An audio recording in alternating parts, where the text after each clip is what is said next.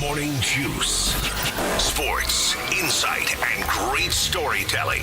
Starring Bobby Carpenter and Jeff Tito Thitoff. It's time to attack and dominate. Attack and dominate this day after the big fella visited. The big fella being Santa, not the other big fella who we celebrated his birth. That guy didn't visit. That would be wild if he did. You know what? Then we'd still have a show. I'm Tito. Austin Ward to my left. Bodie Wells across the glass. Morning Juice sponsored by Riverside Bank in Dublin. 2 full hours here on YouTube, the Fan app, HD3. Download the show anytime and catch us from 10 a.m. to noon on 10 TV Plus. Also, we are on Facebook. We are on Twitter. I'm going to say this with a question mark. You can hear replay this show here on the Fan too. Final day. 1460 a.m. from 1 to 3 p.m. Did we get canceled off AM? Oh, no. I don't know if it was canceled per se as much as I think like Westwood One or something changed their lineup. Right. So we went with it. So they went. I don't know. No, so they chose Westwood One over us. I guess so, yeah. So, yeah, we got bumped. Wow. So I guess kind of in some ways we did, Tito. Yeah, I guess you're right on that. We need to have an emergency meeting about that because that's not going to sit well with me. Ask about the schedule. No, don't talk about schedules. Who knows? It's a potpourri of things regarding the schedule. Let's see. What do we want to talk about today? We got a big show lineup for you today. We will talk some NFL, some NBA. That sounds generic because it kind of is. But in the NFL yesterday, No specifics. your Cowboys get the win of the Commanders. How about them 30-23. Cowboys? They were I think 8.5-point favorite on the road. I took them. They were Didn't cruising cover. towards that for a while. Let's see.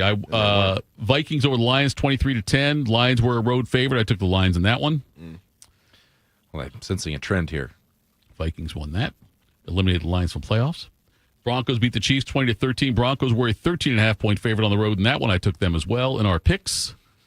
Broncos win by 7. That does not cover. That was not a cover. Not a cover in that one. Tomorrow we got a couple games. Texans at the Chargers. Ravens at the Packers. What else do we have going on? Oh, the NBA last night. Did you see what the Joker did? From Batman? Yes. Neither one of you saw what. I did see that, yeah. That's an amazing stat line for him. That's just a Thursday night for him, though. I mean, goodness. 56 points.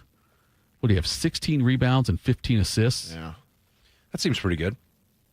Had 5 turnovers, though, so we got to work on that. But anyway, yeah, they beat the Timberwolves 142-138. He needed overtime to get to those numbers, I guess. But yeah, so it kind of takes. That's like when guys doesn't break count records now, 17-game regular season. Right. Kind of doesn't count Who cares? as much. The CBJ hosts the Islanders Sunday at 5 o'clock in the NCAA football world of bowls. We've got Central Michigan and Northwestern at 1 o'clock today in the Game Above Sports Bowl. What's game above? Some things are just more important than It sports. was the game below, and But then they not got this better. bowl game. No, this bowl one. game is more important than all those things. Sure. Either of you know the name of the bowl? You probably do because you looked at the show sheet. I don't think Austin may have. New Mexico plays Minnesota today at 4:30. Do you know what that bowl is? That's the world famous rate bowl. You such a cheater. How about that's at 4:30 today? And then Florida International against, I'm guessing UTSA is University of Texas San Antonio. That'd be correct, yep. Could be a lot of things. Could be University of Tennessee at The Roadrunner. it could be, yeah. So UTSA, that's at what is Gerald J. Ford Stadium in Dallas at the Cotton Bowl? Then what is Gerald J. Ford Stadium? I have no idea. That's where SMU plays, right? Okay, might be. Could very well be. I didn't know Gerald Ford cheated, but 8 p.m. Well, actually, yeah, I knew he cheated. He's back in the Watergate thing. You kidding me? That'd be right in line with SMU. 8 o'clock tonight for that You might one. want to call your maintenance people. They got a flashlight running around there. I think they're trying to find something. Cavs lost to New York to the Knicks, 126-124. OSU men at Rutgers on Friday at 8. OSU women host number 4 UCLA. Next Friday. What's that? Next Friday, right? It's for the next Friday for OSU men? Yes, you're Yeah. right. Next Friday, yes. 8 o'clock, yes. Get ready now. OSU women host number 4 UCLA at 2 o'clock on Sunday. What else? We will have AJ Hawk on. I think we will have AJ Hawk on. Maybe driving. I don't know if he's driving out there today or not. Might not be. We'll have him on later on today at 7:40. Make sure you tune in to that. Ask AJ. Now, though, Bodie gets the difficult task of making. Well, it's an easy task, I should say, of making me smarter.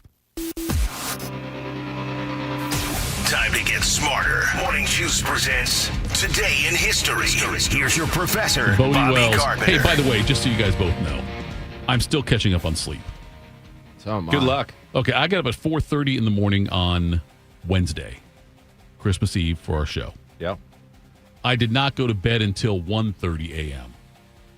I was up for a good 21 straight hours. And someone had to eat those cookies. Oh, boy, I tell you. And then, so I'm still catching up. If I fall asleep during the show, Austin, just take over. Pretty much the exact same situation for me, Tito. First of all, you were not up 21 straight hours. What do you mean I wasn't? Okay, were you up 21 straight hours? I was up past midnight as well. Did you nap at all during the day? There we go. There we go. That's that. My wife tried saying the same thing. Okay. I was up late too. I said, yeah, but I got home at one point. You were sleeping. Yeah, but it balanced out because yesterday Liberty got up at 6:30 in the morning. I understand that, but my kids were up too. It didn't balance out. Right. I'm not angry. I'm just tired. Go ahead. I feel Fine, like you win, Tito. I know you feel bad. I feel like I'll just never. There's no such thing as catching up. That's I fair. feel like I'm just behind. There's no, I'm down 28-3, and we ain't coming back, boys. Yes, We're just packing it in. All right, guys, December 26th, 2025, the 360th day of the year. Just 5 days left. Tito. 5? You got anything for me? I'm trying to think who would be Johnny Bench. Okay, there you go. Manti Te'o was the first that came to mind. Austin? Oh, what imagine that. Yeah, shocker. Hey, I mean, don't use a match. That girlfriend's wearing that jersey. Listen, I still love that guy. I don't care. I'd be his fake He's good girlfriend on if TV. he wanted me to. He is, yeah. I think he's pretty good on the Netflix stuff. you Also- can be his fake girl, and if you want to be. Also, shout out to Big Ticket, Mr. KG, Kevin Garnett. Oh, God, KG's one I should have gone with. I loved KG, man. Before you get to Boston, I was loved him. pretty I good, loved him even more. He was, I think he was 2 or 21 in Minnesota. I think but he was 21. 5 in He was Boston. 21, I okay. think, Minnesota, 2 with Brooklyn, maybe. Nevertheless, some events all the way back on this date in 1776, just after crossing the Delaware River. You've probably seen the picture. George Washington led his troops to a victory at the Tito. Battle of Trenton. Grab that photo. Yeah, we'll never know. 1848, the first gold seekers arrive in Panama en route to San Francisco. Then they created the football team. In 1878, the first United States store to install electric lights takes place there in Philadelphia. Makes sense. 1908, Jack Johnson becomes the first African-American to win the world heavyweight boxing title when he knocks out Tommy Burns in the 14th round. Pretty big sports day here. You've probably heard of the Curse of the Bambino. In 1919 on this date, pretty good Christmas gift from the Red Sox to their arch rivals, the New York Yankees, as the Yankees and Red Sox reach an agreement to move the future Baseball Hall of Famer and pitcher, slugger, etc., Babe Ruth from Boston to New York. 1925, the first East-West Shrine Bowl game of college football all-stars, quote-unquote, is played before 25,000 people at Ewing Park in San Francisco. How about this one? Big day for us at this radio station here, although we're not on the FM. But nevertheless, continuing, in 1933, the FM radio patent is granted to American engineer Edwin Howard Armstrong.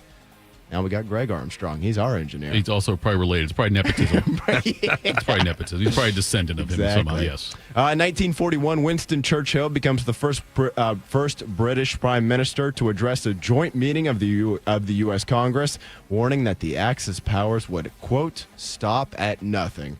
He was pretty accurate. right on that one. Yeah, I would think so, yeah. But guess what? They were stopped. On that same date, a little bit of a brighter note here, a lighter note. 1941, President Franklin D. Roosevelt signs a bill officially establishing the fourth Thursday in November as Thanksgiving Day. That was the also the one that Beamer had no idea that FDR was a 4-term president. Yeah, he was I didn't shocked know to that hear either, it. honestly. But I remember Bobby asking me one time, a couple years ago, how many terms did he serve? 4, Like, yeah. well, I'm going to guess 2. Yeah, Like, yeah, he was king. You're not wrong. No, he was there for 4. Double it up. And it's so amazing too, the press back then, because he was, because of I think it was polio or whatever it was. He He was was in a wheelchair. Wheelchair, yeah. But no one nobody ever knew, right? Yeah, no one ever talked about it. They didn't report on it. They always showed him from Underrated. Yeah, underrated, exactly. And Always sweeping it under the rug. and he's the reason they put a pool in the White House. There was in the basement. There was a pool because FDR Nice. wanted one there for some kind of therapeutic thing, I guess. Although, but if Makes the sense. legs don't work, I don't know. Seems like it. Just Use floating. your arms, I guess. I'd yeah. make sure you- got some floaties out there. I'm make sure him they s- had somebody watching them. Make sure him he sign a was- waiver. That's what I'm saying. There is no lifeguard on duty. Right, You're your own exactly, yes. lifeguard. Moving forward here in some sports, 1960, the Philadelphia Eagles beat the Green Bay Packers 17-13 in the NFL championship game. That was the lone playoff defeat for Vince Lombardi. He would go on to never lose again in the postseason. Never multiple lost. Super Bowl champion. He jumped out though in Washington, didn't make the playoffs. He went to Washington after retiring, and then goes to the Redskins at the time, and they didn't make the playoffs. So Oh, he wasn't nearly as good there? that wasn't nearly as good there. No, without strange. Bart Starr and Jerry Kramer and those guys. 1963, the Beatles released these two songs here. I Saw Her Standing There and I Want to Hold Your Hand in the U.S. of A. I got a bit of a cold I'm fighting off, so I'm trying to think, should I sing? Just drop it Just hit that lower register, Yeah, no. Tito. You got it. Top 5, Tito? No, but I Saw Her Standing There is. Okay. I apologize. I B-side. should have played that one then. okay. My wife claims that she hates the Beatles. I was like, do jeez. you just not like music? I don't Yeah. understand how that's I mean, I'm possible. not like a huge fan, but like to hate To them. hate yeah, is that's strange. a pretty strong. I had no idea she was German. Yeah. Was she rooting for the Axis Yeah, powers exactly. when they were That's trying what to I'm stop saying. it? I've feels never like that. actually asked her about that, but You ought to vet your Never know. wives a little better. gonna have a Says guy and wife number 2. have a conversation later Yes. today. Some more music here. Just a few years later, in 1966, Jimi Hendrix writes the song "Purple Haze" backstage at the Uppercut Club in London. Excuse me while I kiss the sky.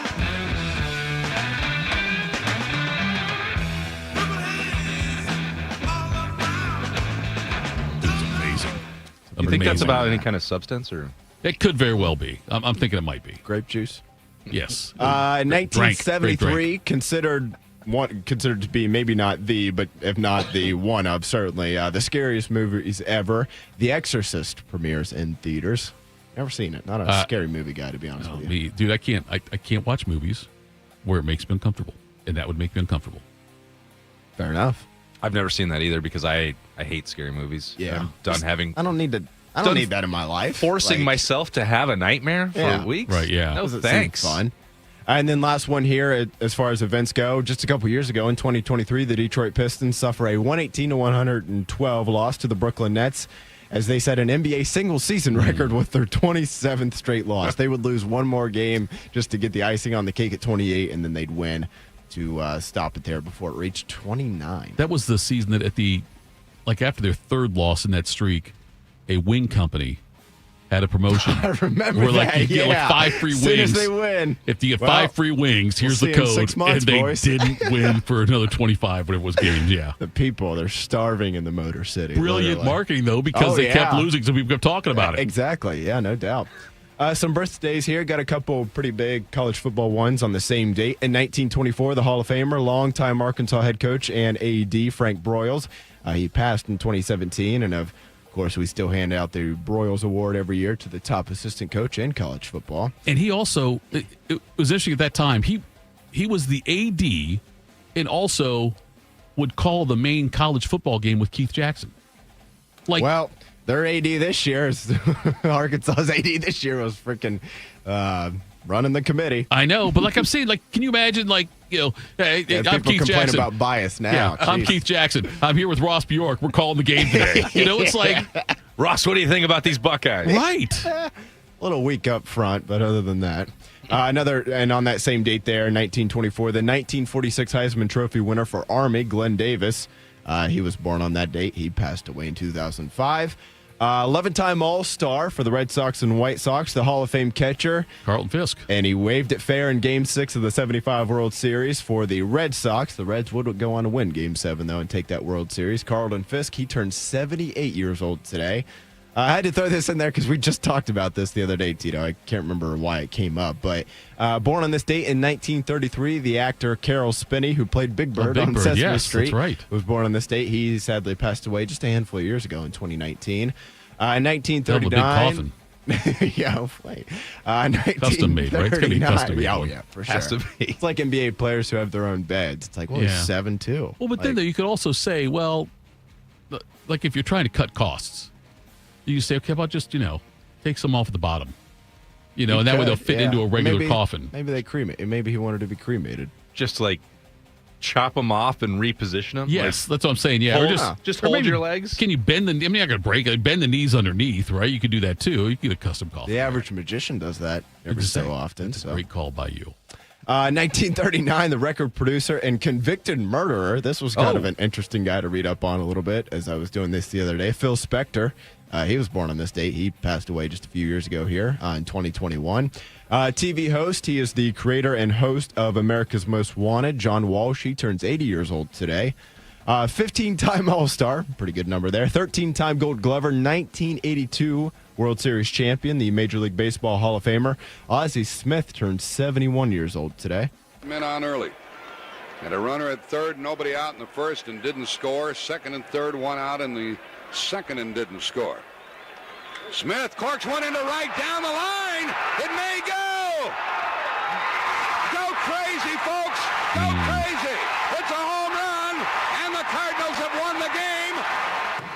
Jack Buck, great call on that one. Ozzie Smith, Rookie of the Year in 1978 for San Diego, yes. And famously then, he wanted a raise. I think his salary was like $42,500. He put an ad in the San Diego paper about ball player looking for work. He was asking if you have any openings, let me know. He went that far. Yeah. To try to get extra money. I think they finally caved and gave him some money, but yeah. Bumped him up to $55,000. Right, big deal. What a negotiating ploy. Right. Some music here. Couple music ones up next here. The drummer for Metallica, Lars Ulrich, he turns 62 years old today.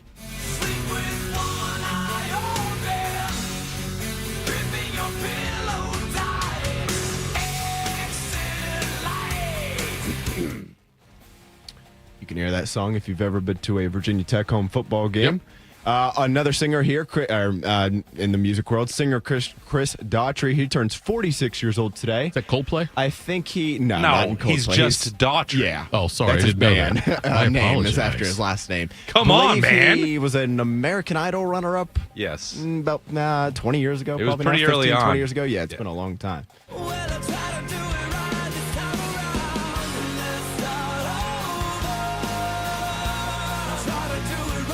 To be fair, Chris Martin is the lead singer, Coldplay. Old people sometimes will hear the first name and think that's what it is. That's him. It's Chris. You're Right. roughly on the right track. But Right, exactly. in this We'll forgive you case, It's not. we're talking about somebody who professionally only goes by their his last name. name. I know. You're right. You're right. So Bodie did you wrong. Because That's if he right. had just said Daughtry, you'd be like, oh, of course, the Sure. guy from That's Daughtry. fair. That's my bad. No, that's not your.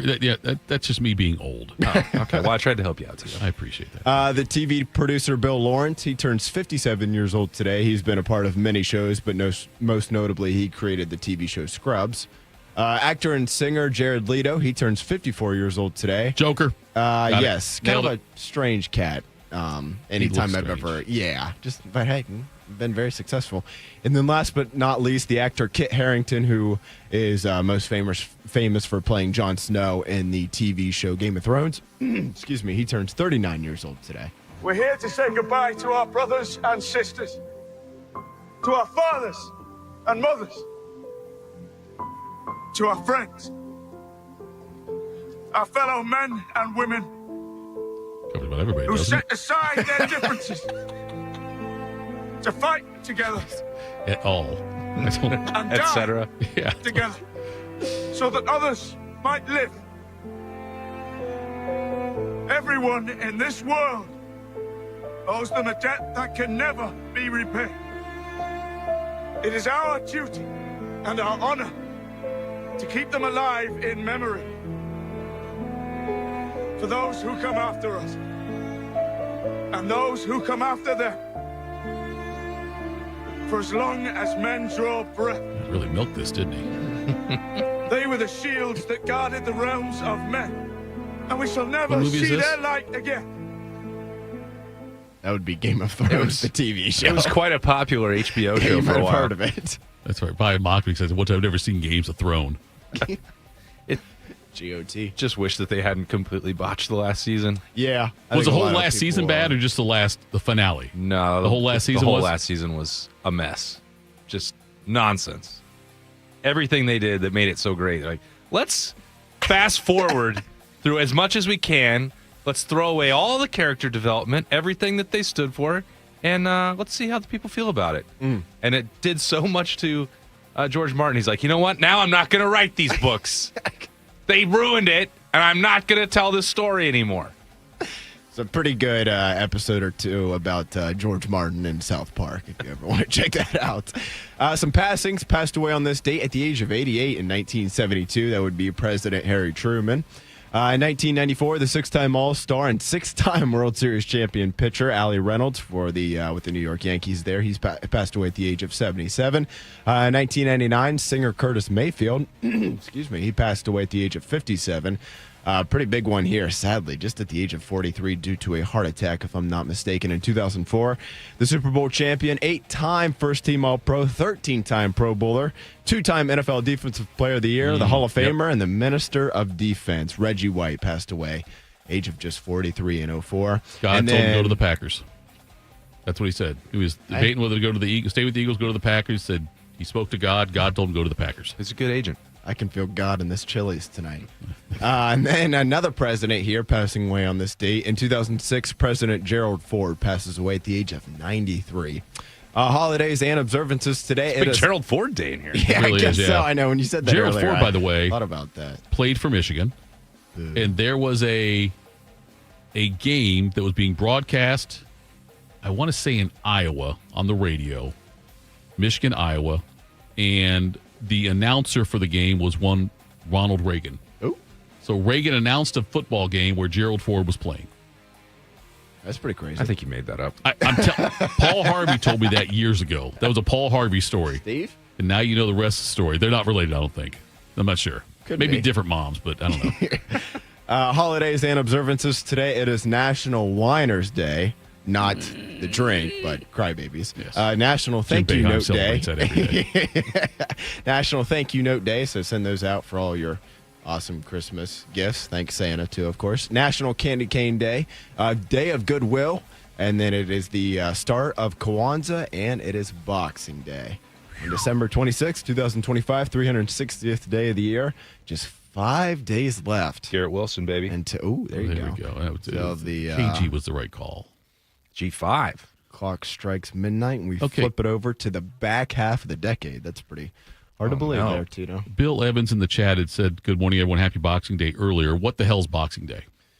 That's what they celebrate over the pond. Okay, thank that's you. what I thought, but I think it's not. I wasn't going to say it because I wasn't 100% No, we don't certain. do. We don't do that. Boxing Day. Well, look, it's national holidays and observances, Tito. It's not just American. I understand, but I'm trying. Boxing Day is known as Offering Day, a holiday celebrated on the day after Christmas. 606, yep. Once a day to donate gifts to those in need. It has evolved to become part of Christmas festivities originating in the UK and is celebrated in several Commonwealth nations. But why boxing? When I think of boxing, I don't think of, hey, let's give stuff away. I think of, let's deliver some pain. I don't know. I didn't come up with it. Don't ask me. National Kwanzaa Day. One of the wonderful things about the elementary school I went to, Douglas Alternative Elementary School. What was the alternative for? Listen, you had to join a lottery to get selected. Wow. Must be nice. So anyway, I was Us public schools. halfway through my second grade losers year. over here, I Austin. transferred there out of my neighborhood school, and I went there, got bused, which was like a 40-minute bus ride. It seemed like it was downtown, but like all the different stops. Nonetheless, you say Kwanzaa because I remember one of the beautiful things about it was that we had a gentleman come in one year. This was probably third grade, and we learned all about Kwanzaa and all the things with it. We did some of the dancing and singing and stuff. And so when I hear that, I think that brings me back to that and what how fortunate I was to go to Douglas Alternative Elementary. Well, yeah, we just heard how lucky you were. Lottery winner. I wonder if anybody, I would love to know this. Anybody listening, if you're in the chat, I doubt this. If you went to Douglas Alternative Elementary School, I would love to hear from you to know if there's somebody else out there. Class of 82. I'm just Still saying. have my lottery ticket framed on my wall. That's where I started playing fantasy football too. Was at Douglas. That was a thing. It was like a big kind of a. You're basically living in the capital, and us regular common folk Listen, are no, it out in the 13th district. It We're just was- hoping. Games. I Yeah. volunteer as tribute to go to alternative Yes, school. yeah, was no a- kidding. arts. It was arts based kind of school, and the classrooms was totally different at the time. This is 1979, 78. Anyway, you used to have the classrooms just like the rows of desks and a teacher up front. This one was huge open spaces, And there was, Yeah. it was a lot different. This is like what it's like, Bodie, when you and I meet someone who goes to an Ivy school. Or Andy Bernard. Yeah, I went to Yeah, Cornell. have I mentioned that I went to Cornell? You ever heard of it? Yeah, it Yes, no, takes it's- all the it's- way back. Ooh, my alternative school that I won the lottery to go to. Ew. I was a fancy boy. Never cracked a book. I was drunk the whole time. You know what? I'm not going to share my stuff with you guys anymore. From now on, Well, you're just over here No, trying it's to make awful. us feel No, bad. I'm trying to open up. Oh, you guys went to regular public school Vulnerable, and you no. didn't celebrate Kwanzaa? we did. Also, by the way, Didn't play fantasy football in your elementary school? here was the other thing about Douglas. I was in the 3rd grade, part of a traveling square dancing troupe. What? Did you guys have an a cappella group as We well? learned square dancing, and then we went Here around to comes other trouble. schools. Around to other schools, and we would perform square dancing. Okay. It was, I think my partner was Ellen Sarin. All right. If I remember Sounds correctly. Oh, she was 3rd grade hot. Well done. Can't say that now when you're 54 now. It feels weird. I'm probably get on some kind of list. Nonetheless, but yes, so we would get on the like they would have a bus pull up to take us. We would go to other elementary schools and square dance. Like competitively or just for show? No, it was just a it was more just a what do you call it? Not competitive. It was what's the opposite? When you have competitive dance, you also have like just Social? expressive. Not competitive. Non-competitive, Like I guess. Footloose? No, it was just we would go there and that'd be what we would do. Other kids would watch us square dance. Who determined that these alternative kid schools are the only ones that can go square dance? Like, I'm sorry, public school, we're here now for your amusement. Look, I'm just saying, I think it was a hit. I think people enjoyed it. I remember. Like, you should have had to win your way for like state champions in square dance and then go on a tour. But this alternative school that Yes. stages its own lottery Yes, it did. to welcome people in and said, you know what? These are all the best square dancers in the world. And they're going to come perform at your school, whether you like it or not. You didn't win the lottery. We were invited, and we were appreciated. If you could say, if you're going to think I'm going to sit here and let you do this to me, it was a proud moment. I'm just trying to get a full picture of what happened here because you've taken it one step further. We had to practice. I believe I gave up recess some days for practice, Okay. dedicated to the craft, That's true. and went there and just. Well, once you get your lottery ticket to get into alternative school, if they say to stay, you must go square dancing 2 recesses per week. What are you going to say no? And they're going to kick you back out, back to public school with me and Bodie? Now that you think about it, I don't. Now that I think about it, I'm saying I'm not sure if we just signed up or were selected or had to try out. I don't know that. You're right. It may have been we were just the dorks who signed up for it to give up recesses to go square dance in front of other kids. I mean, Tito's parents have a real good marriage. Bill says he square danced in 6th grade at South Elementary School, south end of Columbus. They had to swing your partner around. My partner's elbow was really sweaty. it sounds like there must be people out there that were competing. Maybe But if they you were were. in the alternative school, Yeah. it was you just got to buy. It was like you won a group of 4 championship. It was a Notre Dame thing. It was we were in the top 12. We automatically got in. That's what it was. We didn't have to do anything else. You got to win the lottery to get in Notre Dame too, That's fair. That's also fair. just to pay for it. That's what our whole show's going to be today, about my elementary school experiences and you guys mocking me. I'm not mocking. I'm No, really you're excited mocking. to It's hear okay. No, about it. no, you're not. I think this is the most interesting thing I've heard in days. Square dancing. Square dancing in 3rd grade with Ellen Sarin. That's what I did. Come We to think gotta of it, find I'm out like, what's Ellen up to these days. Yeah. oh, I got a story We off shoot here out for a that one. Facebook request on that one. I got a story for you on that one. Coming up Why next. are people talking about me on the radio? That's probably true, yes. In between administrations, I reconnected with her. Oh. So, Christmas in the rearview It's mirror. been a memorable dance. But let's start looking for a change in 2026. That's next. Morning Juice. We are the keepers of the wild, America's original and most invested conservationists. For more than 80 years, we've been committed to conserving wildlife and the natural landscapes that define our nation. From rugged alpine ridgelines to peaceful tall grass prairies, we've supported the conservation of more than 36 million acres of American wildlands. Our funding has led to cleaner water, fresher air, and improved wildlife habitat. From abundant fish and waterfowl populations to robust deer and elk herds, nothing is more important than maintaining wild spaces for adventurers to explore and wildlife to thrive. We are America's hunters and target shooters, stewards of the American outdoors. America's hunters and target shooters, along with firearm, ammunition, and archery manufacturers, have invested more than $46 billion to help state fish and wildlife agencies manage and protect wildlife and wildlands across America. For more information, visit outdoorstewards.org. You know a thing or two about the moments in life that matter. You've seized those moments to embrace joy, accomplish great things, and build meaningful relationships. Is it time now to sit back and reflect on a life well lived? Maybe. Or maybe there's more to be done. Maybe this is the most important moment you've encountered yet. By volunteering with AmeriCorps Seniors, you can seize the moment, lend a hand, and get back more than you give. We connect you to local volunteer organizations with opportunities that fit your schedule and match your interests. Through AmeriCorps Seniors, you can support people in times of need and make your community stronger. You can become a companion to your older neighbors, brightening their days with friendship. You can even become a mentor for young people, serving as a role model and enriching their lives. Are you ready to seize your moment? Visit AmeriCorps.gov/yourmoment and get started today. Hey Max, you look absolutely dashing in that purple tie. Ready to harness the world? You bet, Daisy. I'm ready as I'll ever be. And might I say, your purple tie really pops with your vest. Thanks. I almost went with a cape, but didn't want to come across as pretentious. Nonsense. Anyone in our line of work should rock a cape. You might be onto something, Max. Phew, so here we go. First day on the job. We've got this, right? Right. Don't forget, we both graduated from Dogs Inc. with honors. Which means I can guide my human around a busy city with ease. And I can give my human a restful night.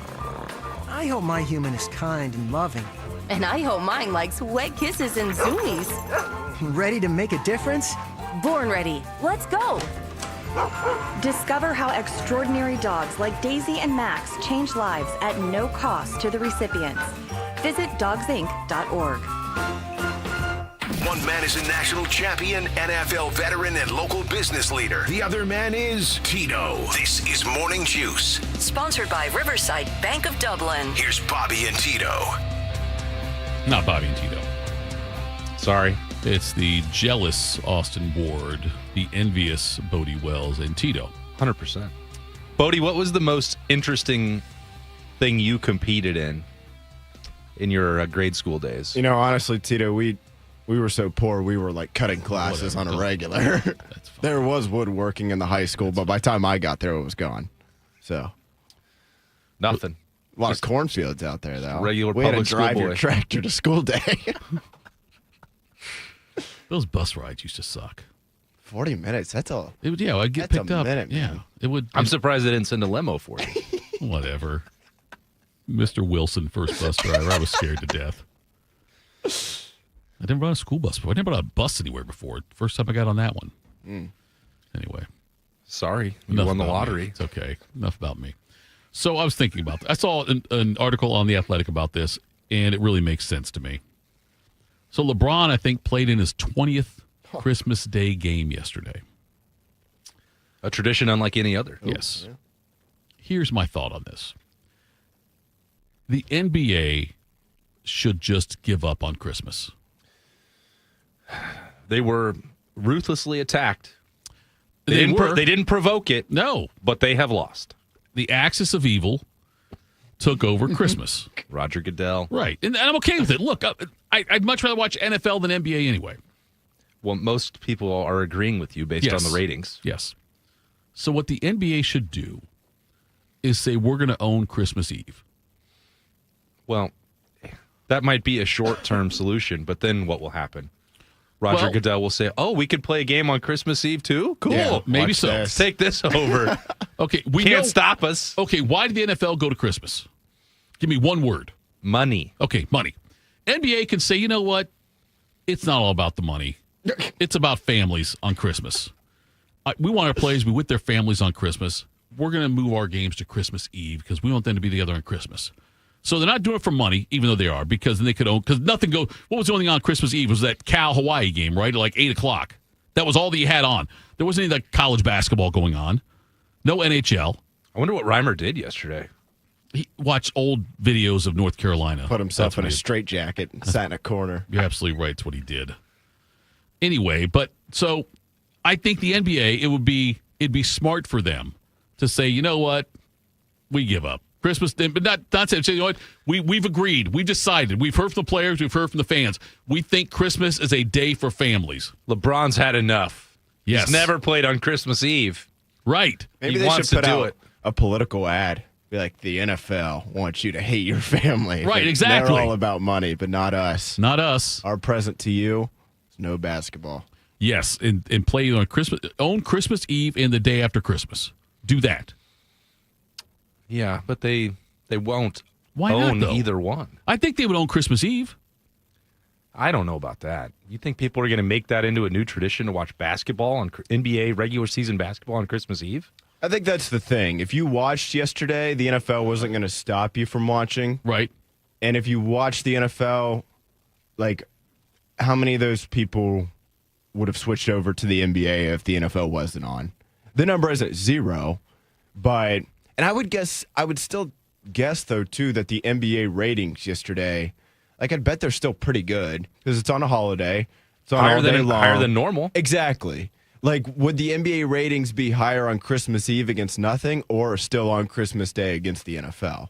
I would guess the latter. I don't have any sort of proof to back that up. And that's the best kind of radio. Bobby would yell at me would yell, for, well, do you know, how do you know details, that? reason, How do you know? and facts, Yes. and I don't really have Hope's any. not a strategy. Exactly. But I would still guess, like, with everybody off, like, Christmas Eve people do still work. Not a ton, obviously, but, like, Christmas Day is obviously when most people are off. Right. And I would still guess that their ratings on that day, even going against the NFL, would still be better than it being on Christmas Eve. Plus, I completely agree with what Austin said. So yesterday was Christmas on a Thursday. I'm guessing Christmas next year should be on a Friday or maybe Saturday. So the NFL, guess who's going to have games on Christmas Eve, Christmas Day, and the day after Christmas next year? Yeah, then you that find would be the National Football League. Find yourself then competing against the other college football bowl games. Yeah, college basketball returns. You find yourself with a lot more competition. Now, I'm not saying that if the NBA is concerned and these ratings come in and they have fallen off of a cliff, Tito, that they wouldn't have to consider other options. Right. But once they expanded, because initially with the NBA, it used to be just like a couple games, and that really goosed the ratings. You had the best matchups, and it wasn't like a nonstop Christmas extravaganza from noon until night.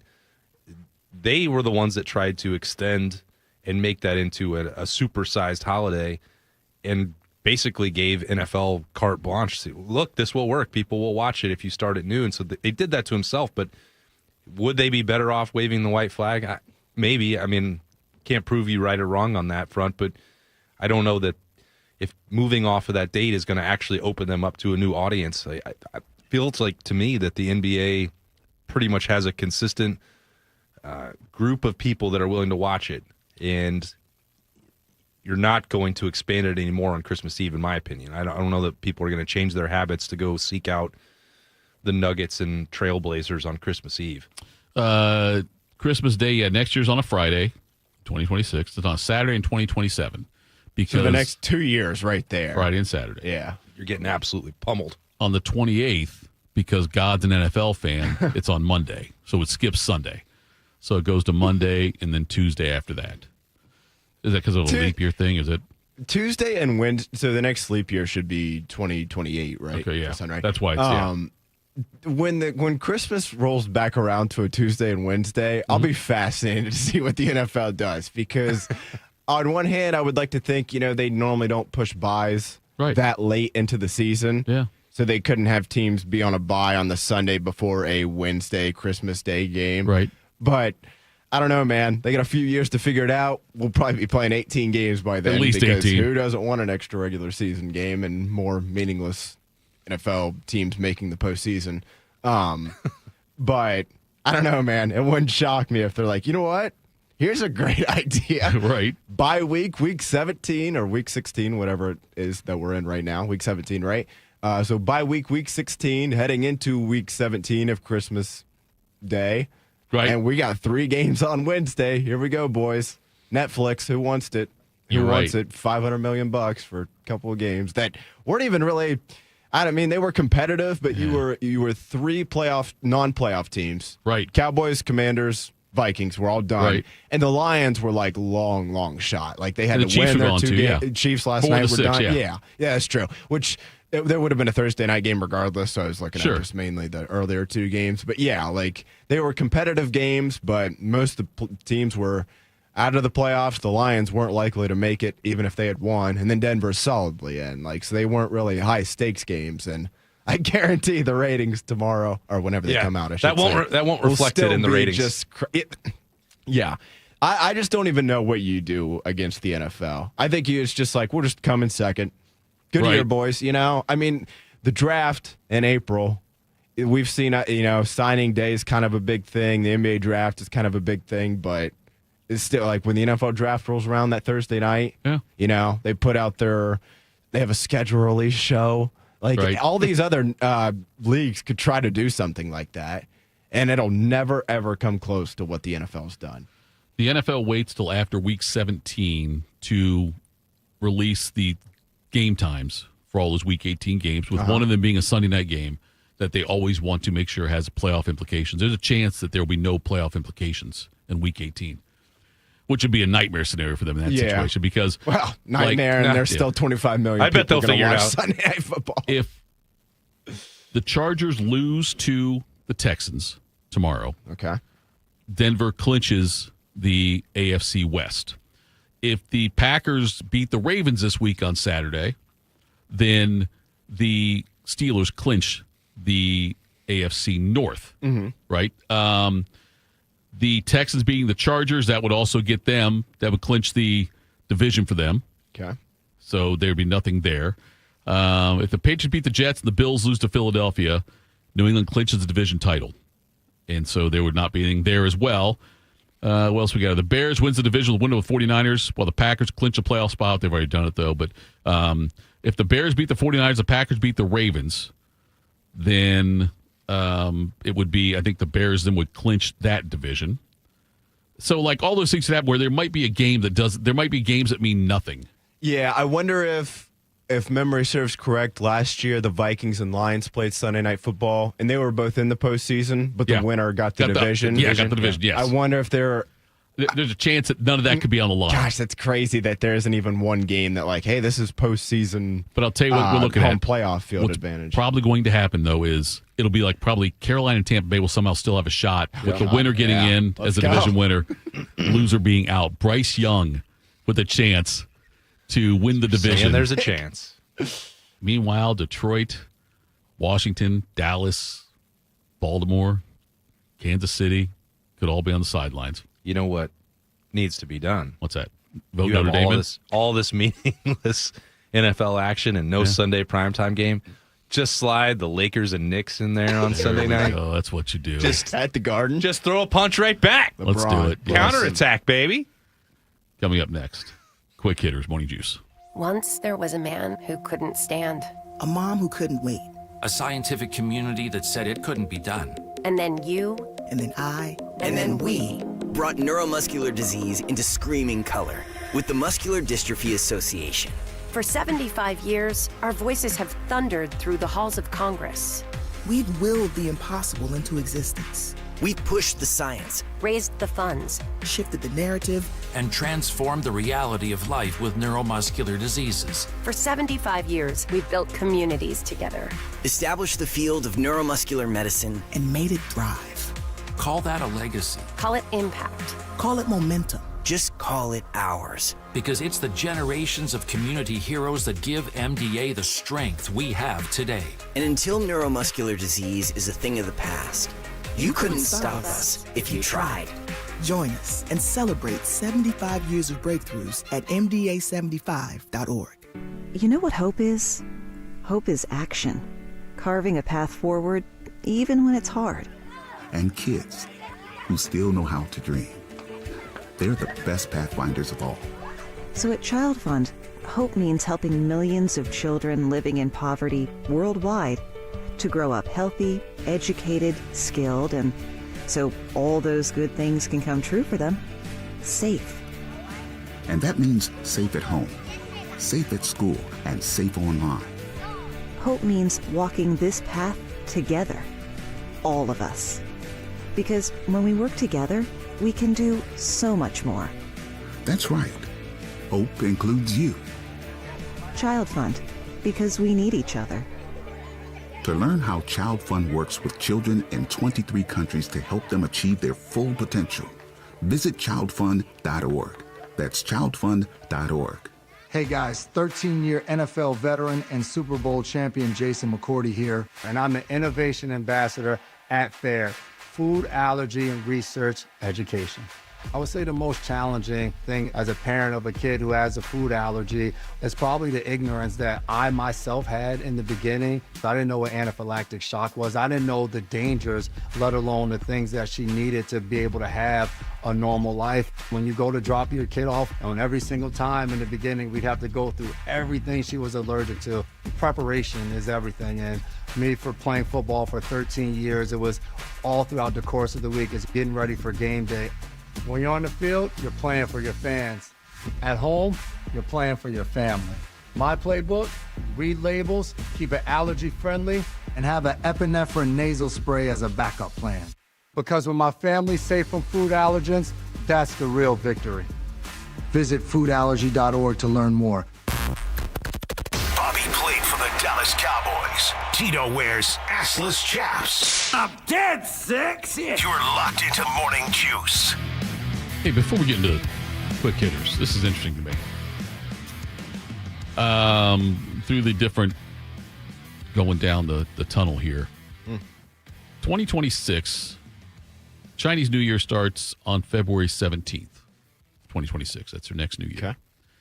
It's the year of the fire horse. Oh. I looked up fire horse. That just sounds like another name for a dragon. The 43rd combination of the sexagenary cycle. I'm not going to say it again. According to superstition, girls born in such a year will grow up to kill their husbands. What? This is on Wikipedia. Now listen.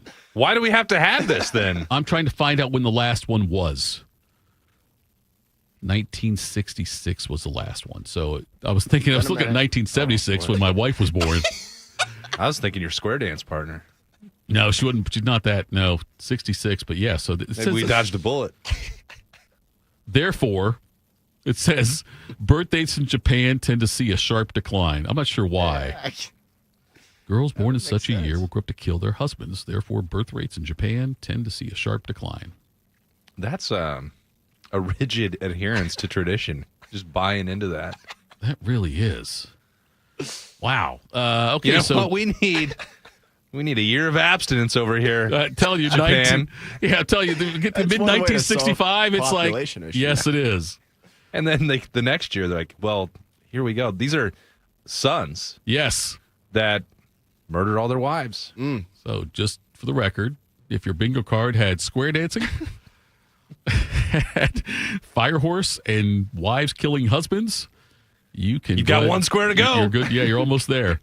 Just wait till we have cooked up in the 7 o'clock hour. Oh, you have no idea. Wait till AJ comes on. Morning Juice presents Quick Hitters. Sponsored by Dr. Mark Levy. If you're snoring and not sleeping, call Dr. Mark Levy today at 1-800-MORE-SLEEP. All right, Bodie, walk us through. I don't sleep, Tito. I just dream. Happy Friday, guys. Day Robert after Redford Christmas. was my dream last night. Oh. Doing what? It's a long story. Bing, bing, bing, bing, bing. That's a bingo. That's Yeah, a long Robert story, Redford dude. I dreams. know. He was very generous. He was square dancing. We'll start with some college football here, guys. Next Thursday, Indiana meets Alabama in the 112th playing of the granddaddy of them all as the Hoosiers and Crimson Tide meet at the Rose Bowl in Pasadena. The winner, of course, moves on to the semifinal game where they'll face the winner of Oregon and Texas Tech in the Peach Bowl. If it were up to Joel Klatt, though, the season would end there at the Rose Bowl every single season. He said on the Next Round podcast, you know what else we don't have in college football? A tent pole event. We don't have the Final Four or the Super Bowl or the Stanley Cup or the NBA Finals or anything like that. We just call it the National Championship. But everybody's competing for the National Championship in any sport in college athletics. The Rose Bowl is what we should be competing for. That is a tentpole event. The Rose Bowl, the run to the roses. Everybody should be trying to get to the Rose Bowl. In other words, he wants every college football playoff national championship game played at the Rose Bowl. Austin, you have covered 2 Rose Bowls? 3? 3 Rose Bowls. Yeah. Humble brag. Agree or I don't, disagree? It's not a brag. I don't like the Rose Bowl. Okay. That trumps Disagree. alternative school. Yeah. Was Joel Klatt wearing his Rose Bowl hat when he said that? No bias. How deep into the pocket of Big Rose are you, Joel? Give me a break. I know that the stadium is gorgeous and the sunset is awesome and the grass is greener in Pasadena. Everything else about that game is a disaster. It is the worst experience you could possibly have. Even people who have put that on their bucket list and they go to the parade. Yeah. This is not just me saying it. This is not press box snob Austin Ward talking about all the time on the bus or in traffic going to cover practice. Oh man, it was weird. We had to go through this neighborhood for 2 hours to try and get there before the game, and the traffic patterns were disrupted, and the Ubers were $200. Like we spent all these years talking about this being a bucket list, and it was really tough to get there. Yeah, it was awesome when we got there, but everything else was a disaster. It's that bad? I would love to meet someone who said, you know what? My experience dealing with L.A. and Pasadena and getting to the Rose Bowl and going to the parade was as smooth as could be, and it was super affordable and super convenient, and we didn't run into any traffic. I'd love to meet that person because I don't think that exists. Wow, that I didn't. Now, Other than that, though. Yeah, other than that, though, how was the play, Mrs. Once Lincoln? you get there, that's what colors people's perception about it. Is that yeah, there were a lot of things that sucked, but then we saw the sunset and the grass was pretty and the game was good and Jackson Smith and Jigba had 700 yards. So, and then they forget about the rest. Well, I don't. Okay. I don't have a problem with Joel Klatt banging the drum for this. I don't agree with it, only from the standpoint of I think there's about 19 other things to fix before worrying about something like this. You know what I mean? Like, I think there's... Well, here's the biggest part, Tito. Sorry to interrupt you. But if you're going to make this your tentpole event and the people, Big Rose, refuses and has refused for 100 years to move their date and their kickoff time, although they did generously give 1 hour away last year, they will say, well, if you want us to host the national championship, it has to be on January 1, which then gives you all the other things that you must fix retroactively with your schedule. And do you want to do that just to accommodate the Rose Bowl? That's created all these other issues with the postseason, bending over backwards for the bowls. Why not play 2 games there? Why not play January 1st and then also play the championship game there like 3 weeks later when they do it, whatever it is, 2.5 weeks later? Why can't you? Now you want me to go there twice in 3 weeks? No. Listen, I'm going to. I am. Quit asking. Stop asking, all right? Austin, something about me. I am very good at spending other people's money and very good at making other people's lives more difficult with work. Like it won't affect me because I'm not going. I'll watch it from home. I know it'll affect you people, but it's not going to affect me, so I'm okay with it playing a second game. I'm okay just have 2 of them. Have 2 of them and just say, we're going to play January 1st. Why not play every game there? You could do that too. Right there in one day. Make it a big old a tournament, a festivity. What do you call it? A classic. Yeah. Classic, the Rose Bowl Classic. Cotton Bowl Classic. We're on the way. I mean, I understand where Joel Klatt is coming from, that there isn't something that is readily identifiable, but is the Super Bowl in the same location every year? Right. Final Four, yes. Like, I don't know what the argument actually is. No other sport is doing it that way. The Super Bowl moves around every year, quite famously. The Final Four has become a tentpole event. Is it in the same city every year? No. Is WrestleMania in the same city every year? It's going to Las Vegas 2 years in a row, but otherwise, no. That's the whole point. Your tentpole event needs to be flexible and giving people an opportunity to plan for it in advance and then go see the rest of the country and taking it and spreading the gospel. It's like taking your square dance team on the road. You want to show as many schools as possible what you can do. We traveled. Don't get me wrong. I mean, some of those like long bus rides. I mean, there were bus rides of 30 to 40 minutes to go to other elementary schools. It wasn't, and you had to find ways to sacrifice. You had to stay focused. Yeah, and you had to find ways to occupy your time without getting in trouble. But anyway, why not play Hawaii every year? Make that the national championship. We go to Hawaii every year. All right. Well, I mean, I like that better than L.A., if I'm being honest with you. But I've never had to cover a bowl game out there, so I'm sure I'd find something to complain about. You would complain about, yeah, of course you would, because we just put you in the Rose Bowl 3 times. You're still complaining about it, which is, by the way, that right there is very pretentious. Look, that I know. bothers you. That's why they call me the press box snob. I am who I am. Okay, what's the press box like there? Is it decent? No, it's one of the worst. Is it really? Yeah, it's cramped.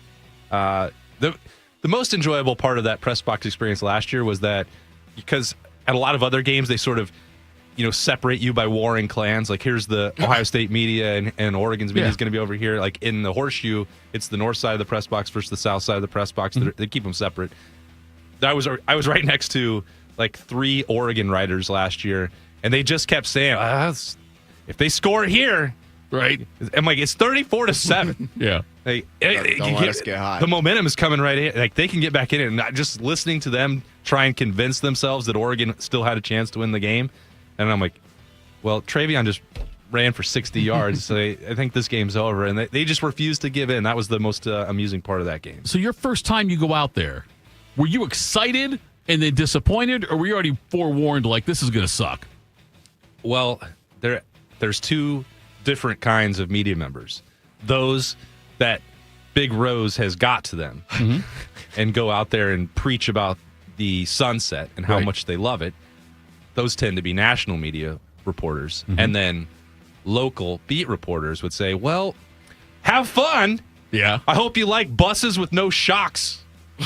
Okay. What? Why? Oh, because you're going to be on the highway 3 hours a day in traffic.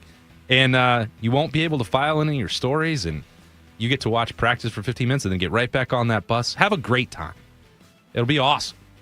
And then they look at you and they say, we're going to have fun at the Cotton Bowl, or we're going to be at Camelback out in Phoenix and Glendale.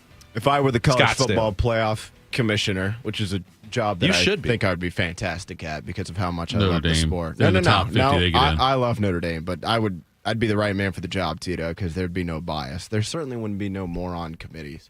Anyway, good. That would be step 1. Step 2, though, would be every playoff game is at the home field, upper seed, and then we could just play the national championship. Just rotate them through the New Year's Six Bowls. Yeah, Rose Bowl, Cotton, Sugar, Orange Fiesta. Well, one of them doesn't have to host. See buses with no shocks. It's just horrible. You're just out the oldest bus you can imagine, and you're going. So you have to stay in downtown LA, which last time, by the way, there was a shooting across the street from Ohio State's team hotel. That'll toughen you up a little bit. Yeah, so you've got to go out there for practice. So much time spent on the bus, so much time on the highway and the interstates. And the one bus that we got, I think, for the Utah game, just every single pothole you could find. Just getting, I got whiplash, just broken down. I was a broken man. Hey, you know what? Try square dancing after that. Coming up next, I'd love to. Austin has eligibility, but then again, so does everybody. We'll do that next Morning Juice.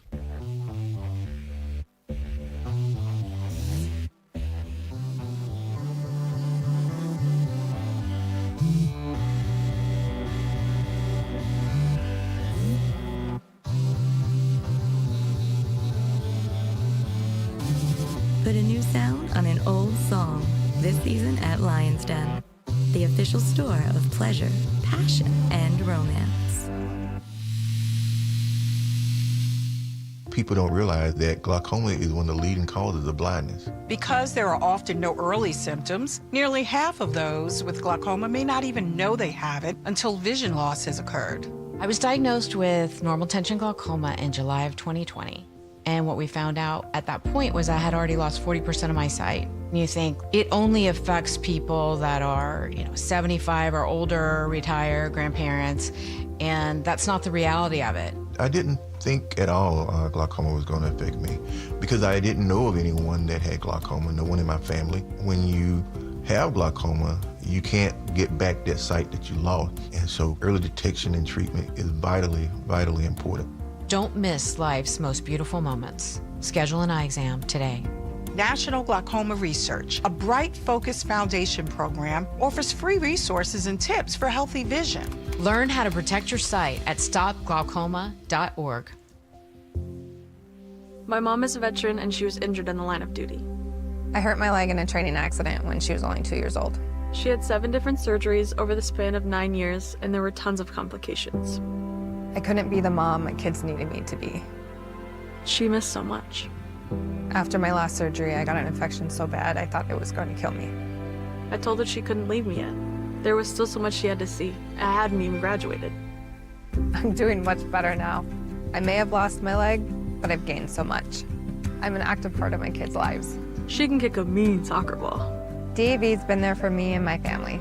Through thick and thin, they've had our back. Every year, DAV helps more than 1 million veterans like Sandy get the health and disability benefits they've earned, so they can achieve victories great and small. My victory is getting my life back. I got my joy back. We got our mom back, thanks to DAV.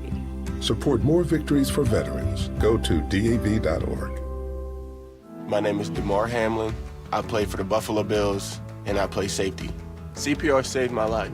I've teamed up with the American Heart Association as a national ambassador to help create a nation of lifesavers, turning bystanders into lifesavers through CPR education and access to AEDs.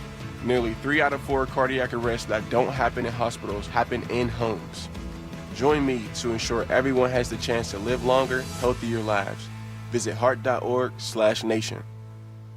Proud to be your go-to sports addiction. WBNS, WBNS FM, HD3 Columbus. The Fan 3, Ohio sports destination. Attack and dominate. You're locked into Morning Juice. Sponsored by Riverside Bank of Dublin. Here's Bobby and Tito. Get ready for the Cotton Bowl with a Chasing the Championship special. Ooh. Monday night, 7:30 on 10 TV. Join Dom Tiberi and Adam King live from Dallas. Plus Nicole Sheeran and Tyvis Powell here in Columbus. They get you ready for kickoff. Watch Monday at 7:30 on 10 TV. Stream it live on 10 TV Plus and the 10 TV app or PAP. I don't know about that. That's a different thing. It's a different thing, yes. I got to be careful on that one. Chasing the Championship on the Fan and 10 TV is presented by Logan Services, proud sponsor of Ohio State Athletics. They've got Berm and I popping out there on Tuesday morning, the morning show. How are you going to do that when you're with me on Tuesday? Well, I'm not going to be on Tuesday because they were asking us and they're talking with Fish. Like, can we get Austin and Berm out there? They had us do the morning show before the Texas game. That worked out well for Ohio State. So those guys are pretty fun. Let's have them hang out. And like, okay, sure. And I sat down, met with them last week. What do you need? We're happy to help out. Well, the show starts at 5:30, but that's Eastern time. So I'm like, oh, I don't like where this is going. Right, yeah. We have this time here, be 5:30, 6:30, 7:30.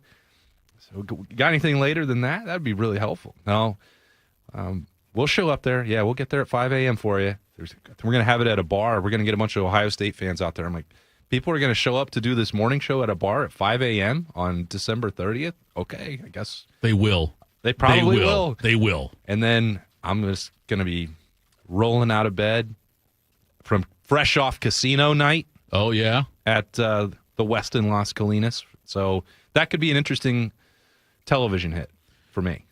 We need a behind-the-scenes kind of thing, like a camera following you around. Yeah. For that 24 hours. So when you talk, Tito, about a sleep deficit. Yes. This is not going to get any easier for me. Even when we're moving past Morning Juice into next week. Right. We're going to pick back up those mornings out there with television. And I'll be on with television's Adam King and Dom Tiberi later on Wednesday as well. So lots of things coming down the pipe to have this thing covered fully from all angles on 97.1 The Fan and 10 TV and 10 TV Plus. Look at that. You're just so smooth, dude. In the latest bracketology by Joe Lunardi, he's got the Ohio State men's basketball team as an 11 seed in a play-in game against Baylor. They were a 10 seed before, one of the last four with the bye, and now they've got them listed as 11 seed taking on Baylor in that play-in. Home game. Home-ish. Yes, you're right. That is. Yeah. He also had Butler and Oklahoma in a play-in game, too. So there's a couple of decent ones there as far as playing games go, but hopefully Ohio State does not have to deal with that. But college basketball is doing something very weird, and I wonder I wonder where it's going to stop. Now, I don't know how to pronounce this guy's name. Do you know how to pronounce it, Bodie? I do not. I saw the story, but James Anaji. There we go. That's James Anaji. Honestly, the way you just rolled that off the tongue sounded like it. Even if you're wrong, say it with conviction. It sounded pretty good. He was a 31st overall draft pick in the NBA draft in 2023 with the Charlotte Hornets. He was in his rights were traded to the Knicks in 2024. He never signed an NBA contract. He's been playing over in Europe. And now he is back playing in the NCAA. He has 4 years of eligibility. Of course he does. With Baylor. He did play with the Knicks in the 2025 Summer League. He's 6'11", 226 when he was drafted. And now he's 7 foot 251 with a 7'7" wingspan. So now he's another one of these players. We saw recently there was a couple of guys, G League guys who played the G League for a couple of years getting college eligibility. We've had this also with junior college players like Diego Pavia. Yes, we've had it with that. But that's a little different, though. I know that they're not being paid to go to junior college, but I'm only throwing it in there to show and illustrate the shifting standards and rules that are just being chucked into the garbage every single year. As soon as somebody asks or challenges, hey, why does this rule exist? And the NCAA says, well, because, and then they go, okay, well, let's file a lawsuit and challenge that then. And then the NCAA says, no, that's not an actual rule. I don't know what you're talking about. Leave us alone. Go away. Yes, you can play, Diego, or whoever this gentleman is. Anaji. Yes. Trinidad Chambliss trying to go down those lines too. On this race, he's transferring to AT&T. Yeah, that's true. Yeah. So he's going to. I wonder if he regrets that commercial when he's obviously going to be in the transfer portal. And where do you think he's going, Austin? Maybe Baton Rouge. I think Lane's going to take like 6 transfer quarterbacks. Yeah, take them all. He's going to take them all. So when you look at this, though, he's going to join Baylor like now. I saw Dan Hurley was complaining about talking about Christmas gifts and stuff like that. These teams are getting with that, letting that happen. But well, do it yourself. That's the NCAA is no longer in a position where it can fight these challenges. It has been begging for antitrust exemptions and help from Congress. And spoiler alert, that's never going to happen. So they've already gone to a professionalized model. We know that. Right. Whether that's going to apply to the tennis team or the golf team, no, probably not. But to major college basketball and obviously major college football, that ship has sailed. So Dom Taberi actually said this last week, and I agree. He's like, we have a second professional league, and nobody asked for it. And they don't know how to manage it. When it comes to college basketball and college football, what are they going to do? Without that assistance, they can't enforce these contracts. They can't enforce the eligibility limits. They're dealing with this right now with the 5-for-5 rule and not being able to count the redshirt seasons. There are players like Caden Curry for Ohio State who have expressed an interest. I may take advantage of that. I'm probably not going to be a first-round draft pick. I'd love to play for Matt Patricia for another year. Right. Going to be pretty well compensated to stay at Ohio State. I love it. I'll develop and continue competing. This happened like a week and a half ago. I think that the injunction hearing on the 15th in Nashville, no ruling yet, and no idea when that ruling might come down.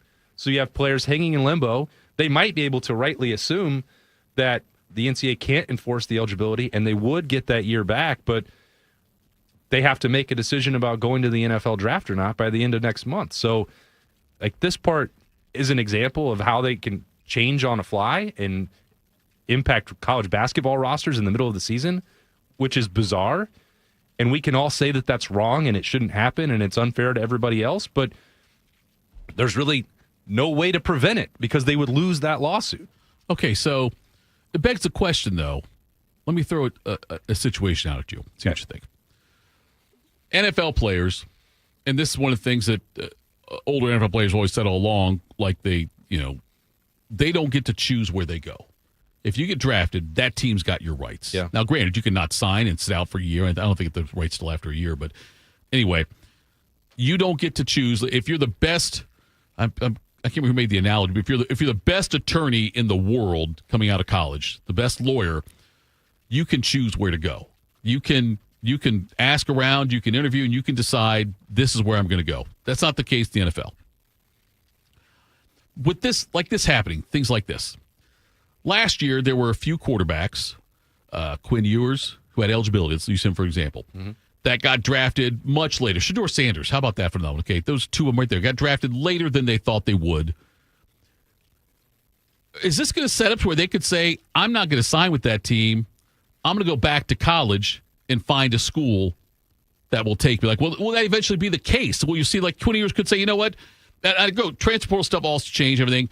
And you're talking about something happening in the spring after everything's going on, because all the NFL draft happens after spring practices are wrapped up in every place. So, but then all of a sudden, say somebody's got an injury, uncertainty at quarterback or whatever, then could Quinn Ewers say, the NCAA and say, you know what, I'm not going to play in the NFL this year. I'm going to go back and, I'm going to go play for Miami. Yeah, I mean, probably, I would say your scenario is going to happen at some point, unless. So everything that you outlined leading up to that, you don't get to choose where you play. The reason that exists for the NFL, for the NBA, for Major League Baseball, which, by the way, you can enter the draft already in college baseball, not like where you're going, come back for another year. So we already know that there are exceptions made for that with eligibility and amateurism and all that, whatever that means for college baseball, but or college sports in general. But the reason that those things all exist, where they can have a draft, where they control player movement and rights, is because of a collective bargaining agreement. Right. Like, you are accepting that is the rules of engagement if you're going to be a professional athlete playing in those leagues. So the thing that would prevent that for college sports, if they are serious about ever restricting player movement, controlling rosters, bringing some sense of normalcy back to the sport, they have to acknowledge what is clear to everyone else. And we're starting to get to this point. Tennessee Athletic Director Danny White has talked about it, that they have floated these proposals for collective bargaining agreement. The issue was always, for the last 150 years, they're not employees of the university. There's too much red tape. Everyone's state laws are different. Fine. Right. But if you want to find a solution, the solution is collective bargaining agreement, period. And these players, if they want to go capitalize on now the millions of dollars that are available to them by playing in NCAA or the CSC or whatever we're going to call it 10 years from now, this is what happens. You're going to sign a 3-year deal. Now, we're going deep down this rabbit hole. Could colleges start trading players like NFL teams and NBA and professional athletes? I guess that's another conversation that we're going to have down the road. But if you want to lock people into contractual agreements and to set down rules that say you have 5 years to play 4 seasons, or whatever number you wind up settling on that may be different from the past, that's the only way you can get to that point, Tito. Like, they've tried to come up with a million other rules, and all of them have been struck down by the courts, one after another, after another, after another. That's the only thing that can get you to that point. If you want to play here, these are the rules. You're going to be compensated at this rate, and then everybody has to sign them. But even when we're talking about universities being involved, forget about the player side. Right. Athletic directors and coaches, they say that they want it, but then it comes to the point of, but we have to consider them employees and take care of this and that and, disability and insurance. They always stop. Yeah. They stop themselves. They've created this mess, and they know how to get out of it, and they refuse to do it. It feels to me like, in a what-if situation, Sanders, when he got drafted by the Browns as late as he did, don't you think if this was a possibility, he would have said, I'm going back to Colorado for another year? And his dad would have said, yes, you're coming back to Colorado. Come on back. Right. We got you. I think that would happen. And so, once you started with it, I don't know where this is going to end. But I feel like we should enjoy college basketball and college football as much as we can for the next several years, because it might be one hell of a lot different very soon. Yeah, it already is, compared to 5 years ago, 10 years ago, Sure. 20 years ago, especially. And they make for, difficult, frustrating arguments. I don't enjoy it as much as I used to. This sucks. The roster turns over every year. Right. I can't keep up. Then you get to Saturdays, or you get to next Wednesday night. Yeah. And the product is better than it has ever been. I would say, I mean, maybe people can disagree, but some of the... You're talking about like the on-the-field talent, the games? On-the-field talent. Okay. Because one of the side effects of the influx of NIL money is exactly what we saw with Ohio State a year ago. And you see that on a bunch of rosters in this college football playoff. Sure. Better players choosing to stay on college rosters and instead of going to the NFL and as you said, like being a 6th-round pick or sliding into the 3rd round, not having guaranteed money. Like that part has actually made these rosters more competitive top to bottom. It hasn't really brought in parity per se. I know people would make an argument that exists when we're still looking at Ohio State and Alabama and Georgia, right. Same suspects as the top contenders to win a national championship. Indiana? Year after year. Oh, wait. Oh, yeah, of course. But that is one example of it allowing other programs to get more involved, which I think is good for the sake of the game. But when you think about the quality of play that we saw in just the Final Four a year ago, and I know that Bodie can attest to that. Like the depth and talent and productivity of those rosters is better than it's ever been. That's my opinion. And I know that there will be people that disagree, but I'm enjoying the quality of the game and the product. Everything that gets you to that point, the 9 months between the season, right, are brutal. I'm with you on that part. It is the part where you say, well, we have to enjoy it when the games happen. Yeah, we do, because they're better. Yeah, but everything else sucks. It seems to me like the making of the sausages, it gets more and more complicated. You don't want to look at it. It's gross. That's my fear. But I tell you what, McDonald's still tastes pretty damn good. I don't know what's in those nuggets. I don't care. I wonder though. I tell you what, you ever drive by one of those Golden Arches, and that line is full out the parking lot. I tell you, I like McArnold's better. You ever had McArnold's, Bodie? Never even heard of it. That's because you haven't seen the movie Coming to America. Okay. I figured there was either you were talking about like Arby's or I was missing a reference. It's McArnold's there now. I apologize. That's the part that I wonder about is where will this end? And because or will it? Yes, because if you're going to let guys go play professional, get drafted, go play professionally, and then come back and play college ball in their mid-20s or whatever, all of a sudden, like there used to be a time when recruiting, there was a signing day kind of thing. There was and now it's a moving target, but the transfer portal thing. But if you can add players to your team in December that have played professionally overseas or played in the G League or something, are we going to have this? Like, that's the part that's going to be disingenuous to me if they allow something that's happened in football to where a team's going to add somebody, could potentially add somebody in, it's in August to their squad after Phil Steele's magazines come out. We can't have that. No. If Phil Steele can't keep up, nobody can. But even, I was trying to look, Tito, for the year that this happened, where college football has been trying to put out these fires, and you talk about Shedeur in Colorado. You had Jeremy Bloom, was that in the late 90s? Yeah. Where college football and the NCAA were dealing with this fire already because he had earned, professional endorsements. He had won professional, payouts as a skier, competitive skier.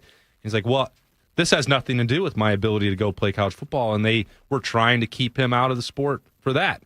And actually, we're probably going to lose this lawsuit. And they did. So this has been going on now.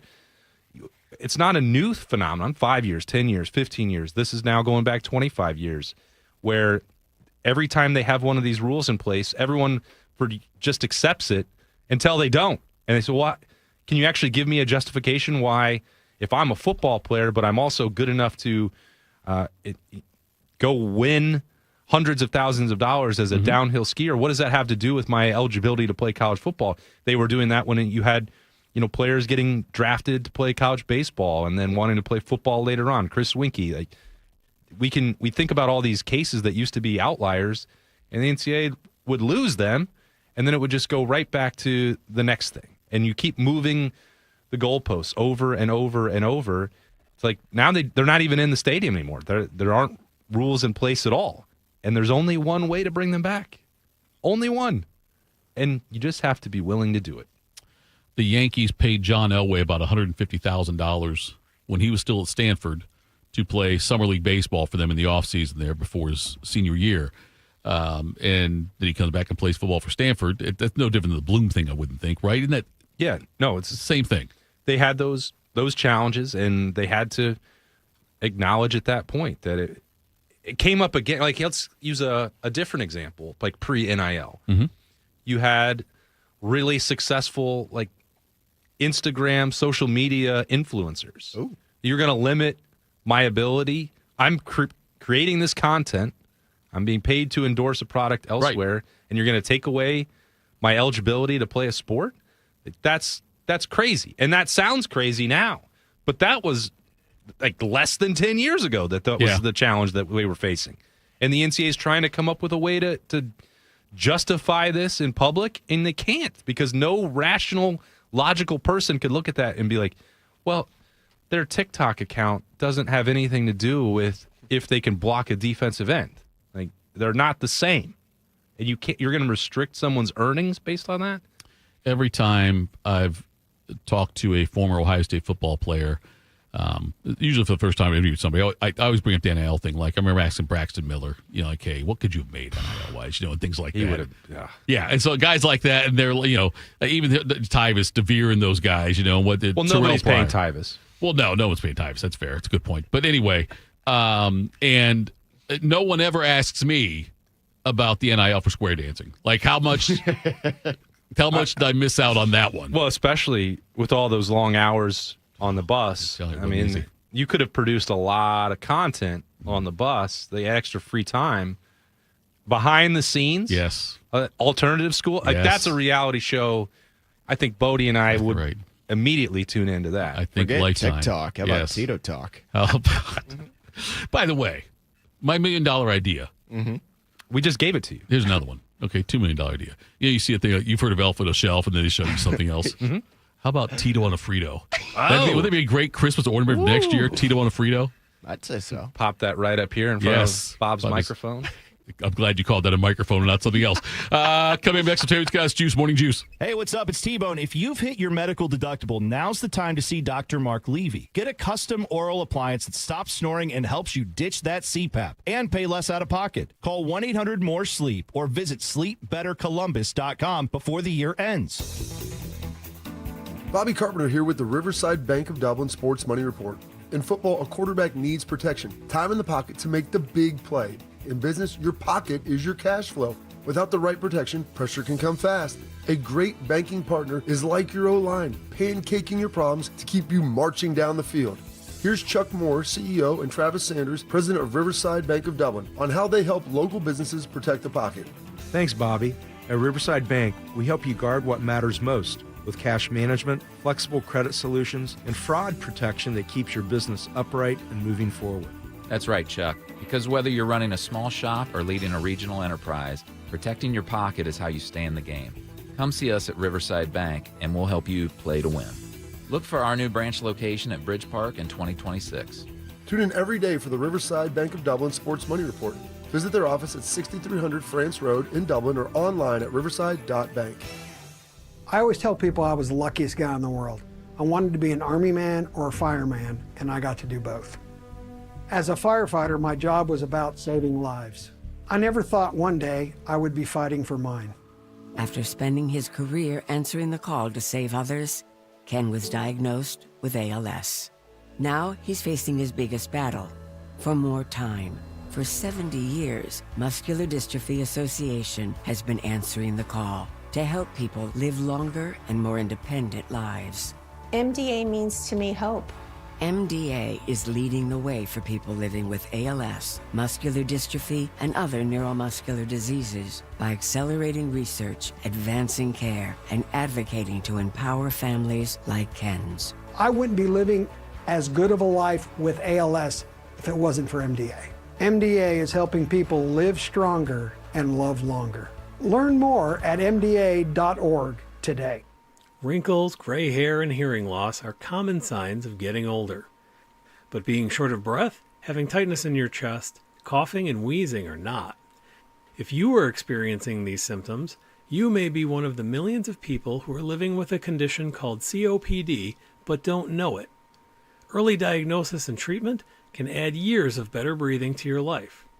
For more information, talk to your doctor and visit copdfoundation.org today. Hey, what's up? It's T-Bone. Don't let your insurance benefits go to waste. End the year sleeping better with Dr. Mark Levy's oral appliance. No mask, no noise, just results. Hurry, deductibles reset soon. Call 1-800-MORE-SLEEP or go to sleepbettercolumbus.com today. Attack and dominate. You're locked into Morning Juice. Sponsored by Riverside Bank of Dublin. Here's Bobby and Tito. It's Tito. It's Austin Moore. It's Bodie Wells. Should have AJ Hawk coming up in the last segment. Get your Ask AJs ready. Unless we don't have AJ, then we'll figure it out. But right now, Ask we're Austin. Yeah, I'm Austin James. Ask Austin. There we go. AJ. Are you Austin James? James? Yeah. Oh, that's great. Did you go by AJ growing up at all? Allie calls me AJ, but pretty much nobody else does. It might be it might be a different Ask AJ. If I had been a competitive square dancer, I think I probably would have shifted to AJ. We wouldn't have accepted you as AJ. We're more formal. Really? Yeah, we were much more. Yes. Yeah. Look, this wasn't like your country music square dancing crowd. This was sophisticated square dancing. Did you notice that Bodie didn't answer the question when I asked him what he did and competed in school? Right. He doesn't want to admit it. He's afraid of what we're going to do. I know. The only thing I played was football and baseball. We didn't have no other hobbies, dude. I went to Lakewood, man. To suggest that we had anything outside of like the most generic. We had football, soccer, basketball, baseball, softball, cheerleading. Wasn't going to do that, admittedly. Nothing against it, but nothing wrong with that. Not for him. Wrong with that. Not for Bodie. Right, just wasn't fit for me personally. Right. And that's kind of okay. That's about it. All right. I respect it. Yeah, the more traditional sports, you guys could use a square dancing team. Let's tell people it's got us juiced. What's got you juiced? Sponsored by Billiards Plus. Find your next grill and everything you need for the master griller. Billiards Plus on Dublin Center Drive in Dublin. Do you guys get screwed up on the days of the week like this week? Yeah. Like I really thought most of the day today I was thinking it was Monday. 100%. Yeah. After having a day off like that. But it was screwed up for me from the start, not just because I was in here with you guys on Monday, but they had the full media day stuff. Yeah. Which normally, all right, well, it's the routine is the routine. Right. Ryan Day is on Tuesday. It's like, okay, we're getting back into football. The game, Cotton Bowl is creeping up, but it's on a Monday, and we had the offense at 11 a.m. We had day at noon. We came back in the evening. Like these are supposed to be spread out on a Tuesday and a Wednesday, and it was all on Monday. And then you had the holiday in the middle. I was like, I have no idea. And then now I'm hitting the road later today to get down to Texas. You're leaving today? Yeah. You and I are working together Monday, I thought. That's what the schedule says. But anyway. I mean, I can get on VMix and Bodie can hook it up. What's got you juiced? Or you just tell us what got you juiced down. Yeah, I'm heading down. I get to the way that this worked out. Win Ohio State, lost the Big Ten championship game. Falling out of the Rose Bowl. You guys know how sad that made me. Feels like you're on the fence about it. Yes. There's Kurt Signetti holding up the trophy. Is that Austin right behind? Right. Yes. Yes. It is. True story. Last year, Berm and I were leaving the Horseshoe on November 30th, and I said, "Well, at least we won't have to go to the Rose Bowl this year." Right. And turns out, they're going to storm right to it and go face Oregon. But sliding down to the 2 spot and going to the Cotton Bowl means that. My parents live in Texas. My sister and my nieces, they live there. So we're going to fly down. Our flight's at 12:50, getting on that bird down to Austin, then head to New Braunfels to see my folks for a couple days. Allie and Lib will be spending the entire week there. I'll drive up on Sunday. Ohio State arrives at the Hotel Anatole for their first arrival and for media on Sunday night. And so I'll be there for that throughout the week and then head back down to spend 2 more days with my family, watch a little football with my dad on New Year's Day. Don't get the opportunity to do that ever, so I'm very much excited to do that. And then hopefully we'll get back on Saturday and then turn right back around and planning on being in Glendale at the Camelback for Ohio State in the Fiesta Bowl against Georgia. I think that's all going to work out just perfectly for me. So I'm juiced for that, to see the folks. I don't usually get to, so we always spend Christmas in Columbus with Allie's half of the family, which is great. You guys know I had that. Got to say that because they're listening. Go ahead. Yeah, that's right. Family function on Tuesday night. Best. Love the mother-in-law. Which was awesome. She's awesome. Great cook. Mother-in-law and father-in-law came over yesterday. Never judgmental. Morning for brunch? No, never. Great to see them, but rarely get to spend any time around Christmas with my folks, so I'm very excited for that. That's your Allie show, Austin and Austin. right? But there was a Nickelodeon show, Austin and Alley. I remember that. I remember yes, that's that, you guys. yeah. Yes, and people used to be like, "Have you?" That's great. Yeah, Have you ever lean into that? Have you ever seen that? Like people would come to our wedding, and I'm like, well, it was a show that like came out while we were 28, 29 years old. I'm like, no, I'm not watching Nickelodeon right now. Did you ever approach Nickelodeon though about like sponsoring your wedding? Because I think they would do that. No, we didn't. Gosh, that would have been a smart thing. Divorce her and then remarry. Well, can't we have like a renewal of vows or something? You could do that, yeah, in Vegas. Well, I don't know if Nickelodeon will. Oh, they might. You never know. Nickelodeon, they'll put anything on. They'll Super throw it on edgy the streaming now. service, but Nick Plus. That's what it is. Yes, Breaking Bonaducci, Austin and Austin. Okay, let's hear what Schleggs has to say. Hey, radio is the theater of the mind. I'm just rocking here. I got this sweet anthropology mirror that I'm trying to convince my wife to keep. I'm just standing in front of it right now with a pair of Under Armour boxer jock shorts on. Oh, my gosh. On my phone with my left arm in the air right now with my antenna. That's exactly what I'm doing. I know Schleggs only what is that? On the phone, right? Hopefully, yeah. An antenna could have been worse. That's what I'm saying. Okay. I know he only did morning juice for like 5 months, I think it was. Yeah. And our YouTube channel didn't get fired up until like, I don't know, maybe a year and a half ago, give or take. But we really missed out on Schleggs. Oh, yeah. VMix, COVID times Ooh, when boy. morning juice first got launched. Could you imagine like the Schleggs on if it was a visual thing back then with him? Especially at home when Yeah. everybody was doing the shows Right. from home during COVID. That would have been just first off, you wouldn't have seen him at 6 o'clock every single morning because No. he may or may have not have missed the you're first right, segment yes. here and there, but that's all right. He gets tired. Oh, Pop-Tarts Bowls today. How about that? Notre Dame could have been, or no, I'm sorry, it's tomorrow, 3:30. BYU, Georgia Tech. I just saw it on BYU ESPN Notre Dame. Sports. We It know could what's- have been, we know it's got Bodie juice. Yes, Good to can't see wait. BYU Notre Dame coming Pop-Tarts up. Bowl.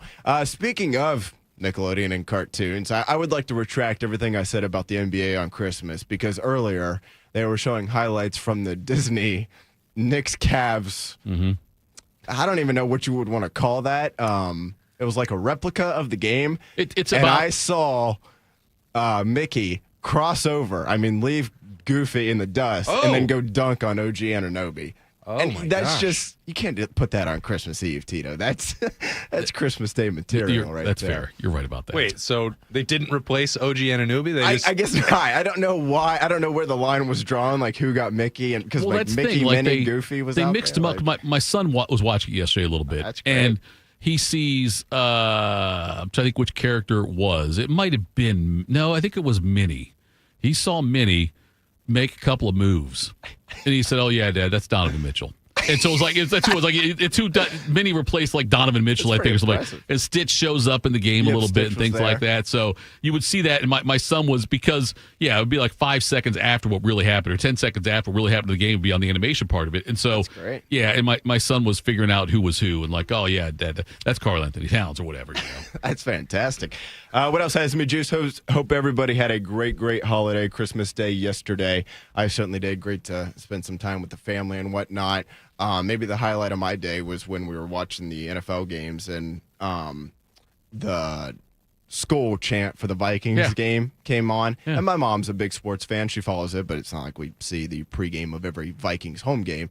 And she's like, is that a cult? And I was like, no, just a chant. I joked. I was like, I feel like that's something you'd see, at a college football game more so than NFL. And she's like, I feel like that's something you'd see at a cult. I'm like, you might not be wrong on Not that. wrong. Yeah. What else had me juiced? I saw this morning. I thought it was kind of funny. So I'm going to say this. I know people probably get sick of me bringing up Notre Dame, but bear with me because it's just Gotta work that gimmick, brother. I got to give some context. So the Irish picked up a commitment from an Australian punter last night. No time like the present to announce your commitment on Christmas Day.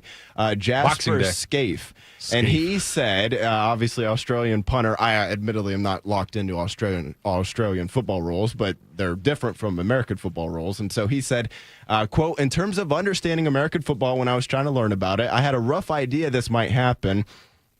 He said, when I had a rough idea this might happen in terms of him coming to Notre Dame or the American stateside here, I actually downloaded Madden to try and learn the game through that. It was quite challenging. I'm not much of a video gamer, so that was a pretty humbling experience. I would get on there, to say the least. I'd just be getting smoked by 10-year-olds game after game. But hey, that helped me learn the game of American football. So I saw that this morning and thought that was pretty funny. I can't imagine. But hey, you know what? Probably a good way to punt because I'm sure he wasn't getting a lot of first downs. A lot of if you've never played outs. And I'll tell you right now, you get on there and get online. Those people are addicted to that stuff, and they're playing all day, every day, and they're going to force you into some punts if you don't turn it over on downs 1 through 3. So that'll have me juiced, Tito. What has you juiced today on this Friday, sir? The thought of maybe next year Golden State gets on the animation game and we can see like Daisy Duck kick somebody in the groin as Draymond Green. That'd be kind of fun. Maybe the coach. Could be that too. Yeah, you're right. May see a fight there. You're right. Turn Steve Kerr into Walt Disney. Right. I had a great Christmas with the family. I didn't sleep as much as I wanted to, and I'm paying for it today, and I'll never get caught up. Like you just said, Bodie. Yeah, we're never going to catch up. I was going to say, your guys is, so Liberty is 8 or 9? 8, yeah. 8, Tito? Artie's 9, and Charlotte is 11. Okay. I mean, that's like prime Christmas ages, I'd say. Yeah. You're old enough to ask for things. You're old enough to understand everything that's happening. Yep. But you're still young enough that, you don't know everything you're getting probably. Yep. And that's pretty peak. It's a sweet Christmas spot. age, I'd say. Yeah. And my stepdaughter and her boyfriend came over, and that was nice. And the in-laws came over. You can make your jokes now if you want to after I made jokes about yours. And then went and saw my sister and mother, and that was nice. Saw my dad for a little bit too, so that was all good. But, the lack of sleep thing sucked. But other than that, though, it was a really good day, though. And but now I'm all screwed up my days of the week and stuff because, like I said, I thought today was Monday after having a day off yesterday. Did we have any just like elite Christmas gifts for the kids? No, you know what? Anything like an Xbox, PlayStation, like, holy crap, I got this sort of deal? If I got my son one of those, he would be addicted to it, so I can't do that because I have a hard enough time keeping him off the PS2. Nowadays, I know, it's not the worst thing in the world. Might become a millionaire. Could be a punter. Tito. Yes, also. But could be a punter. Could be a punter for Notre Dame if he gets the right. He could be beating Ohio State's next punter. He would be doing that, yes.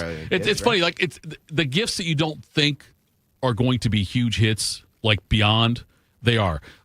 My in-laws got Artie a word search book, and he was loving that thing. Oh, yeah. He was sitting there doing that forever. And then I bought the game Taboo, which is board game. It's kind of a board. It's not really a board game, but it's like you've got game-ish. What you're trying to do is you're trying to get your partner to say the word that's at the top without using some of the words you can use. You ever see Four Christmases? Yeah. But it's like the forehead game.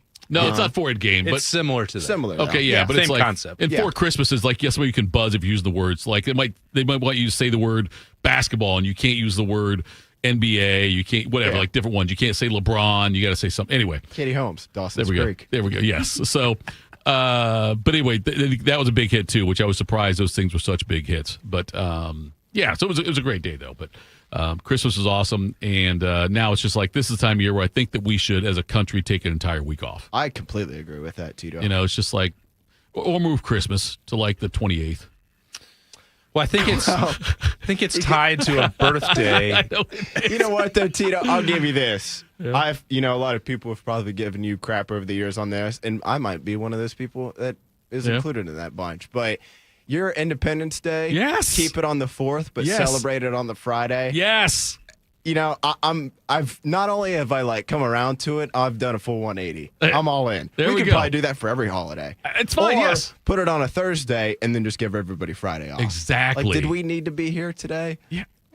I mean, what about next week? I Tito get it, and I were here on Wednesday. That's that too. Yeah. I know that. You know what? That's where we. Yeah, maybe we could put it on Friday though, and then just give everybody Thursday off as well. Do that. But we'll be in here next Wednesday and Thursday. And that's kind of a bummer because it's the holiday. But I understand it. Ohio State plays Wednesday night. There weren't a ton of things going on yesterday that we needed to talk about today.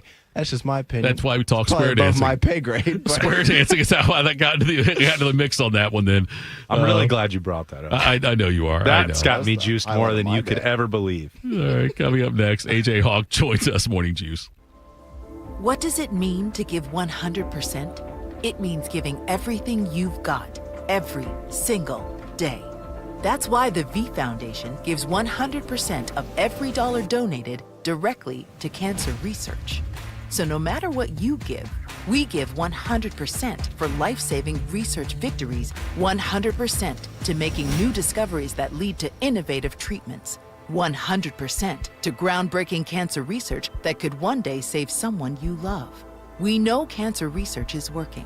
Over the last 30 years, an estimated 4.5 million lives have been saved thanks to game-changing research breakthroughs. But there is more work to do. That's why the V Foundation gives 100% of every dollar donated directly to cancer research. We will always give 100% to accelerate victory over cancer. Don't give up. Don't ever give up. Donate today at v.org. We asked parents who adopted teens to share their journey. Nathan has taught me to embrace the moment. Age-wise, I'm in my late 60s. I'm old enough to be his grandfather. Will he be embarrassed to acknowledge me as his dad? I think the most important thing we can do is let them know that they're safe, that they're valued and cared for and loved, and that they're important. I knew I wanted to be adopted by him because of how he taught me to be the person who I am today. And it's coming from a dad that didn't expect to become a dad.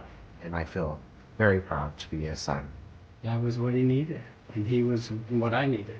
Every day is full of new opportunities. That's what it's been about, realizing the simple things that it takes to make such a huge difference in these kids' lives. Learn about adopting a teen from foster care at adoptuskids.org. Brought to you by Adopt US Kids, the U.S. Department of Health and Human Services, and the Ad Council. Hey there, Jane Lynch here. You want to hear something funny? Too bad. You want to hear something uplifting that will inspire you? Good. Because today, I want to talk to you about Direct Relief, a humanitarian organization that does seriously good work when it counts. Fires, hurricanes, earthquakes. When disaster strikes, Direct Relief immediately shows up with medicines, medical supplies, and everything doctors and nurses need to save lives. Let's ship her out! Every day across the United States and around the world, they're making an enormous difference. If someone needs help, Direct Relief helps. No politics, no red tape.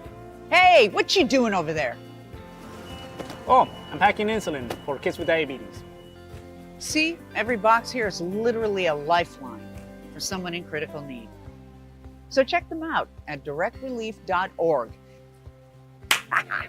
You might just bring a smile to someone's face. Tito has had 2 wives. They've both been named Heather. If you know someone named Heather, please warn her. This is Morning Juice. All right, Morning Juice, final segment of the program here on this December 26th, Boxing Day, as we have heard. Let's go, boxing. Day. Not a day to fight. Oh, it's not? It's a day to give. Poorly named. I'm seriously, the marketing people behind that, because it's all about giving to those less fortunate, and they're calling it Boxing Day. Should be Unboxing Day. This is what I'm going to do. If I see someone in need, I'm going to say we'll fight for $20. Boxing Day, right? Okay. Can we do that? I mean, no. I don't think you're allowed to just walk up to someone in need on the street and say, I'm saying if it's I'd like to Boxing fight Day. you for Well, $20. no, I'm just saying if it's Boxing Day, let's just lean into now, this. you could say, I challenge you to a square dance off. Oh, you don't want any part of that. Look, I've still got the moves like Jagger. So you're leaving today for Dallas. I'm not going to Dallas yet. I'm sorry. Leaving for Texas. Leaving for Texas. Yeah. I will be in Dallas on Sunday. Are you packed and ready to go right now? You gotta go home and still do all that. Yeah, yesterday afternoon, just got into some heated, Harry Potter board games with Liberty. I should have been preparing and packing up. Allie said, we're leaving tomorrow, You got radio in the morning. Don't you think you should pack? Yeah. I was like, that's tomorrow's. Austin can worry about that tomorrow. That's tomorrow, Austin. That's tomorrow, Austin. He can handle that. And so you're talking about sleep deficit. Normally, I'd love to grab a quick nap. But I don't think that's going to happen. So I've still got to get home, write a little bit about the Buckeyes, pack up, get everything ready, then get down to the airport so we can hop on that bird. Have you ever used a heated mattress pad? No. Tell me about it.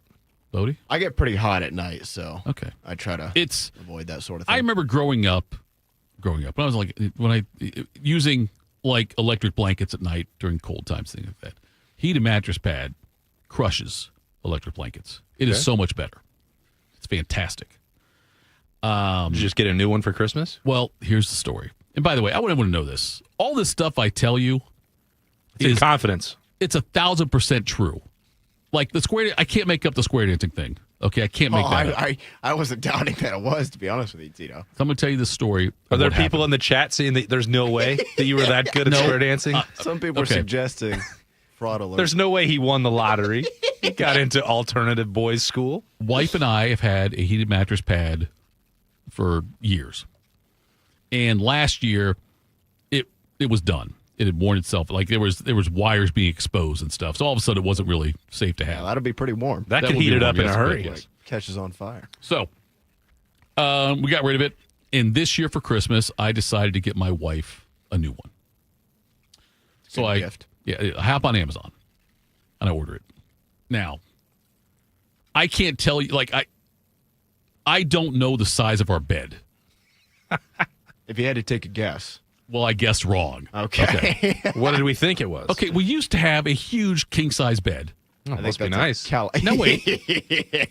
And my wife said this takes up too much space in our room. We gave it to my mom in order to do bed, which I thought was small. Didn't even sell it, apparently, just gave it away. Okay, but listen, though. Must be nice.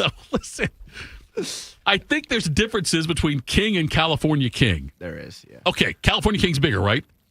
Correct. Yep. Okay, we had a California king. Everything's bigger in California. I'm starting to realize this now. The Rose Bowl, too. So, we had a California king and downsized to a king. All right. So we have a California king heated blanket? Well, here's the thing. When I went to order it, 'cause I didn't want to tell the wife I was ordering it, it asked what size. I'm on Amazon.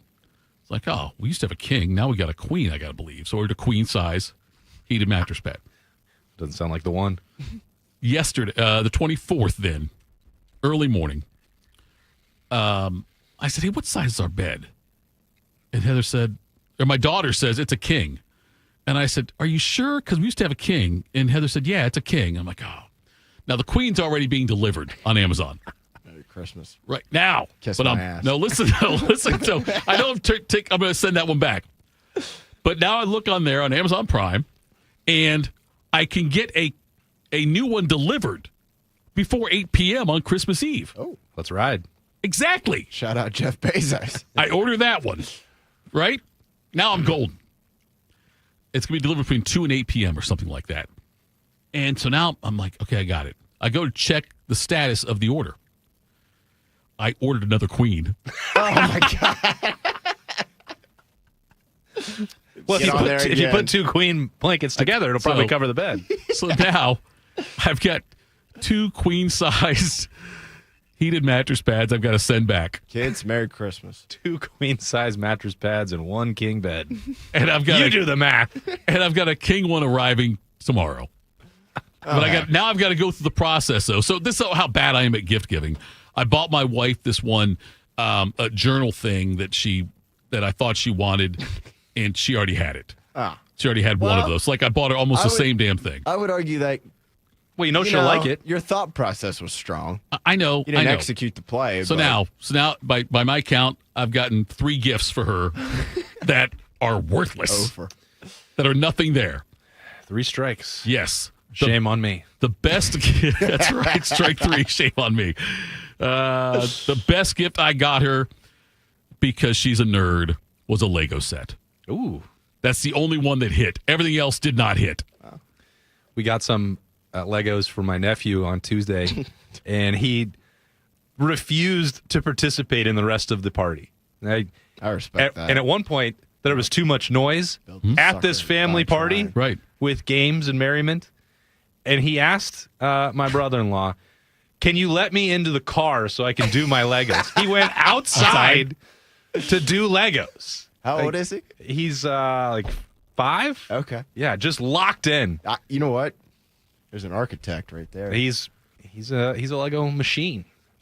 No, I can't be around the family anymore. Go let me in the car. Gonna go do these Legos out there. What was in the dark? Yeah, I don't need you guys. I'll use my night vision. What was said Lego set of? What was the final? We bought it. I never even saw it. Tito, how about you? The one I got her was a Harry Potter one. Okay, cool. And they're crazy expensive now. Oh, I know. Yeah, it was like, I mean, Legos are no longer like the hand-sized car. No, or something. It's like I mean, I love her, but it's like that was the Death Star. I had to pause before I made that purchase. I was like, This is going to last. Like, they're different too. Like actually following directions. When I had Legos as a kid, like just figure it out. Look what I made. It's a tower. Yes. With 50 different colors. Garen says better sleep with one eye open. Let me tell you something, Garen. I already have to because of what happened on Christmas Day. Actually, it really started Christmas Eve. Wait, it gets worse? No, my wife lost her voice. Okay, I think it's possible. And I said it was a Christmas miracle. That did not go over well. Oh, my. Tito. Okay, so we went to church on Thursday night. Wife, now look, my son and daughter, my son doesn't do well staying up too late, but we're going to do it because it's Christmas Eve. That was Wednesday night. Whatever, Christmas Eve. Okay, Wednesday Learn night. your days. It's fine. Anyway, Read Wednesday a book. Night. Learn a book. Service started at 10 o'clock at night. Oh, man. Wife wants to get there at 9:15 because they start playing music at 9:20 with the choir up above us and all this stuff. And so we get there early for this. And it's a beautiful service. Don't get me wrong. Lovely, lovely, lovely, lovely. But son was bored. Really? 9-year-old already was bored. By church? Surely not. It was church and bored in church on Christmas Eve. So never heard of that. Around 10:20, early on, about end of the first quarter. That's how I look at church. I look at my clock on my watch like, oh, it's first quarter. We're almost damn near halftime. Good game script. Yes. So near the end of the first quarter, my 9-year-old son says, I've had enough. I'm he out of gets here. up and walks out of the pew. Now I look over at my wife. I'm like, Draymond. Should I go? Should I? That's exactly what it was, except without the groin kick. And I said, should I go get him? I said, no, he's fine. Now, you got a church full of people. It's a huge church. You got a 9-year-old running around by himself. I'm like, what? What's his normal bedtime? Usually he goes to bed around 8:30. So now we're well into his sleep time. And 10 minutes later, near halftime, he pops back over and he's chewing gum. Okay. And I'm like, don't remember you leaving with gum. Where'd you get that gum? Don't worry about it. I went out to the car. He went out to the car, went in the car, and sat in the car for a little by himself, found gum. I respect that. And then came back in. He just needed to sit for a series, That's Tito. all he needed to do. He just got to break. Sometimes you got to rotate. Right. And then Not an every down player, but that's all right. There's still be very as long as you can get 20, quality. 25 snaps out of him. Yeah. He was good for about 10 minutes and then got up and walked away again. Back to the car. I don't know what Got the into car somebody not. else's I'm car. not sure what he did. He could have done that. He needed some Legos. Right, yeah. So he went back out, though, and did that, and then comes back for the 2-minute warning and all that for the final part of church, and then we're out. We go home. But, yeah, Third down player. that is what so I praise his independence, his confidence. Yeah. We go out to the car and all the lights are on inside the car. Luckily, with like somebody give us a jump over here. Does that even happen anymore? Like, is it on newer cars? That doesn't happen really that much. So it used to be like if you left your I think car. when a battery goes, a battery goes. My car's pretty new, and my battery died once, and I had to get it jumped twice just to get to AutoZone. Wow. Yeah. I don't remember. And it's a 2020. I mean, yeah, it's pretty 5 years old now, but right. Yeah. I mean, this was a few years ago, and so it was only a couple years old. Something has to power that light. No, I understand that, but I just feel like it doesn't. It used to happen a lot more often. Like when I was younger, if you left your car light, your dome light on all night, you weren't starting the next morning. You're dead. Yeah, I don't know if that's still the case anymore. I'm guessing or not. we've gotten better. Like, the people building those things have gotten better about it, but yeah, I don't know if that'll be until we're all driving electric cars or whatever. Right. You just have a battery life. So that was a Gotta service. charge that bad boy too. That's true. Yeah, I guess as I just said that, I was like, well, that's kind of stupid. That's exactly what powers it now. Well, hey, Bodie, we went to public schools, all right? I mean, I'm not. Listen, the thing with Artie, teach us though, about Elon. reminded me of my grandpa Warden, R.I.P., He's not dead. We're just divorced. Christmas Eve, I remember we're at my grandparents' house up in Van Wert, and he leaves, allegedly, he had no cash on him. No money on him. This is like 1980, whatever. So it wasn't like the big dawn of ATMs and, cash back and stuff like Credit that. card. Right. I think he actually left with no wallet. He left his wallet home is what it was. He left his wallet there. Geez. And he goes to the bar. Well, it's how I'm going to go get a drink at the bar, which is what you should do when you got a house full of 40 people there and you're hosting, whatever. We'll look back on he was that. in the second quarter. Right, that's right. So Runs in the family. Goes to the bar, comes back an hour later, and has $20 cash, which was a huge mystery. I don't think we ever uncovered how he leaves with no money and no identification, no anything, and comes back with $20. And it made me think of Artie. Made me think of your Boxing Day idea. Right. That's fair. That's fair. Made me think of Artie leaving our pew with nothing and coming back with gum. And the ingenuity of that. Just the entrepreneurs in this family. Creativity. Finding a solution. And yet we are so fiscally lacking. It's amazing. Well, they didn't. Then you got Tito, who lost $100 on the Lakers last night. Boy, I tell you right now, I followed your highness. How'd his prop bets do? Didn't do great. I teased Dallas down to -6.5. So I did. Okay. And I took Cover the setting. over and got that. So it was good. Yeah, that was all good. Did you win on the Powerball? I did not with your highness, and now I think I'm out on it. I think I'm not going to do it anymore. What's the pitch on that? Honestly, I don't know. Look. I wasn't here on Wednesday. Can I get a quick so elevator he does a thing where synopsis he has a Powerball group, and you can buy shares. Each share was like $10 or something, and so like the lottery. Yeah, it's a lottery. That's what it is. Yeah. He goes buys the tickets in Arizona, and then Tito's been winning lotteries since he was a child. Right. So. I figured I've already peaked. He was going to win. No one wins the lottery twice. Well, but it rarely happens. Yeah, and so. You could buy certain shares if you want. If some numbers hit, you could buy shares for the next one for less. It was a thing he does, and so. But yeah, so I bought in a couple of times on that one. I did it live on the air the other day. We were talking to him. Actually, PayPal'd him $9 while we had him on the air. But anyway. It's not a pyramid scheme. It's not. It's not. But I wonder if he's won it like 3 times. Not told anybody. I wonder if that's all this is right here. Listen, you know what? God bless you, Highness. It's for the kids. I know. Or at least so he says. Yeah, you're right. All right, that's it for today's Morning Juice. I don't believe Austin's going to be back on Monday, but who the hell knows? I'll be here. Bodie will be here Monday. I have V-Mix. You do have V-Mix, right. But you also took a shot of penicillin to get cleared up, and we're proud of that. So make sure you join us, though. Me,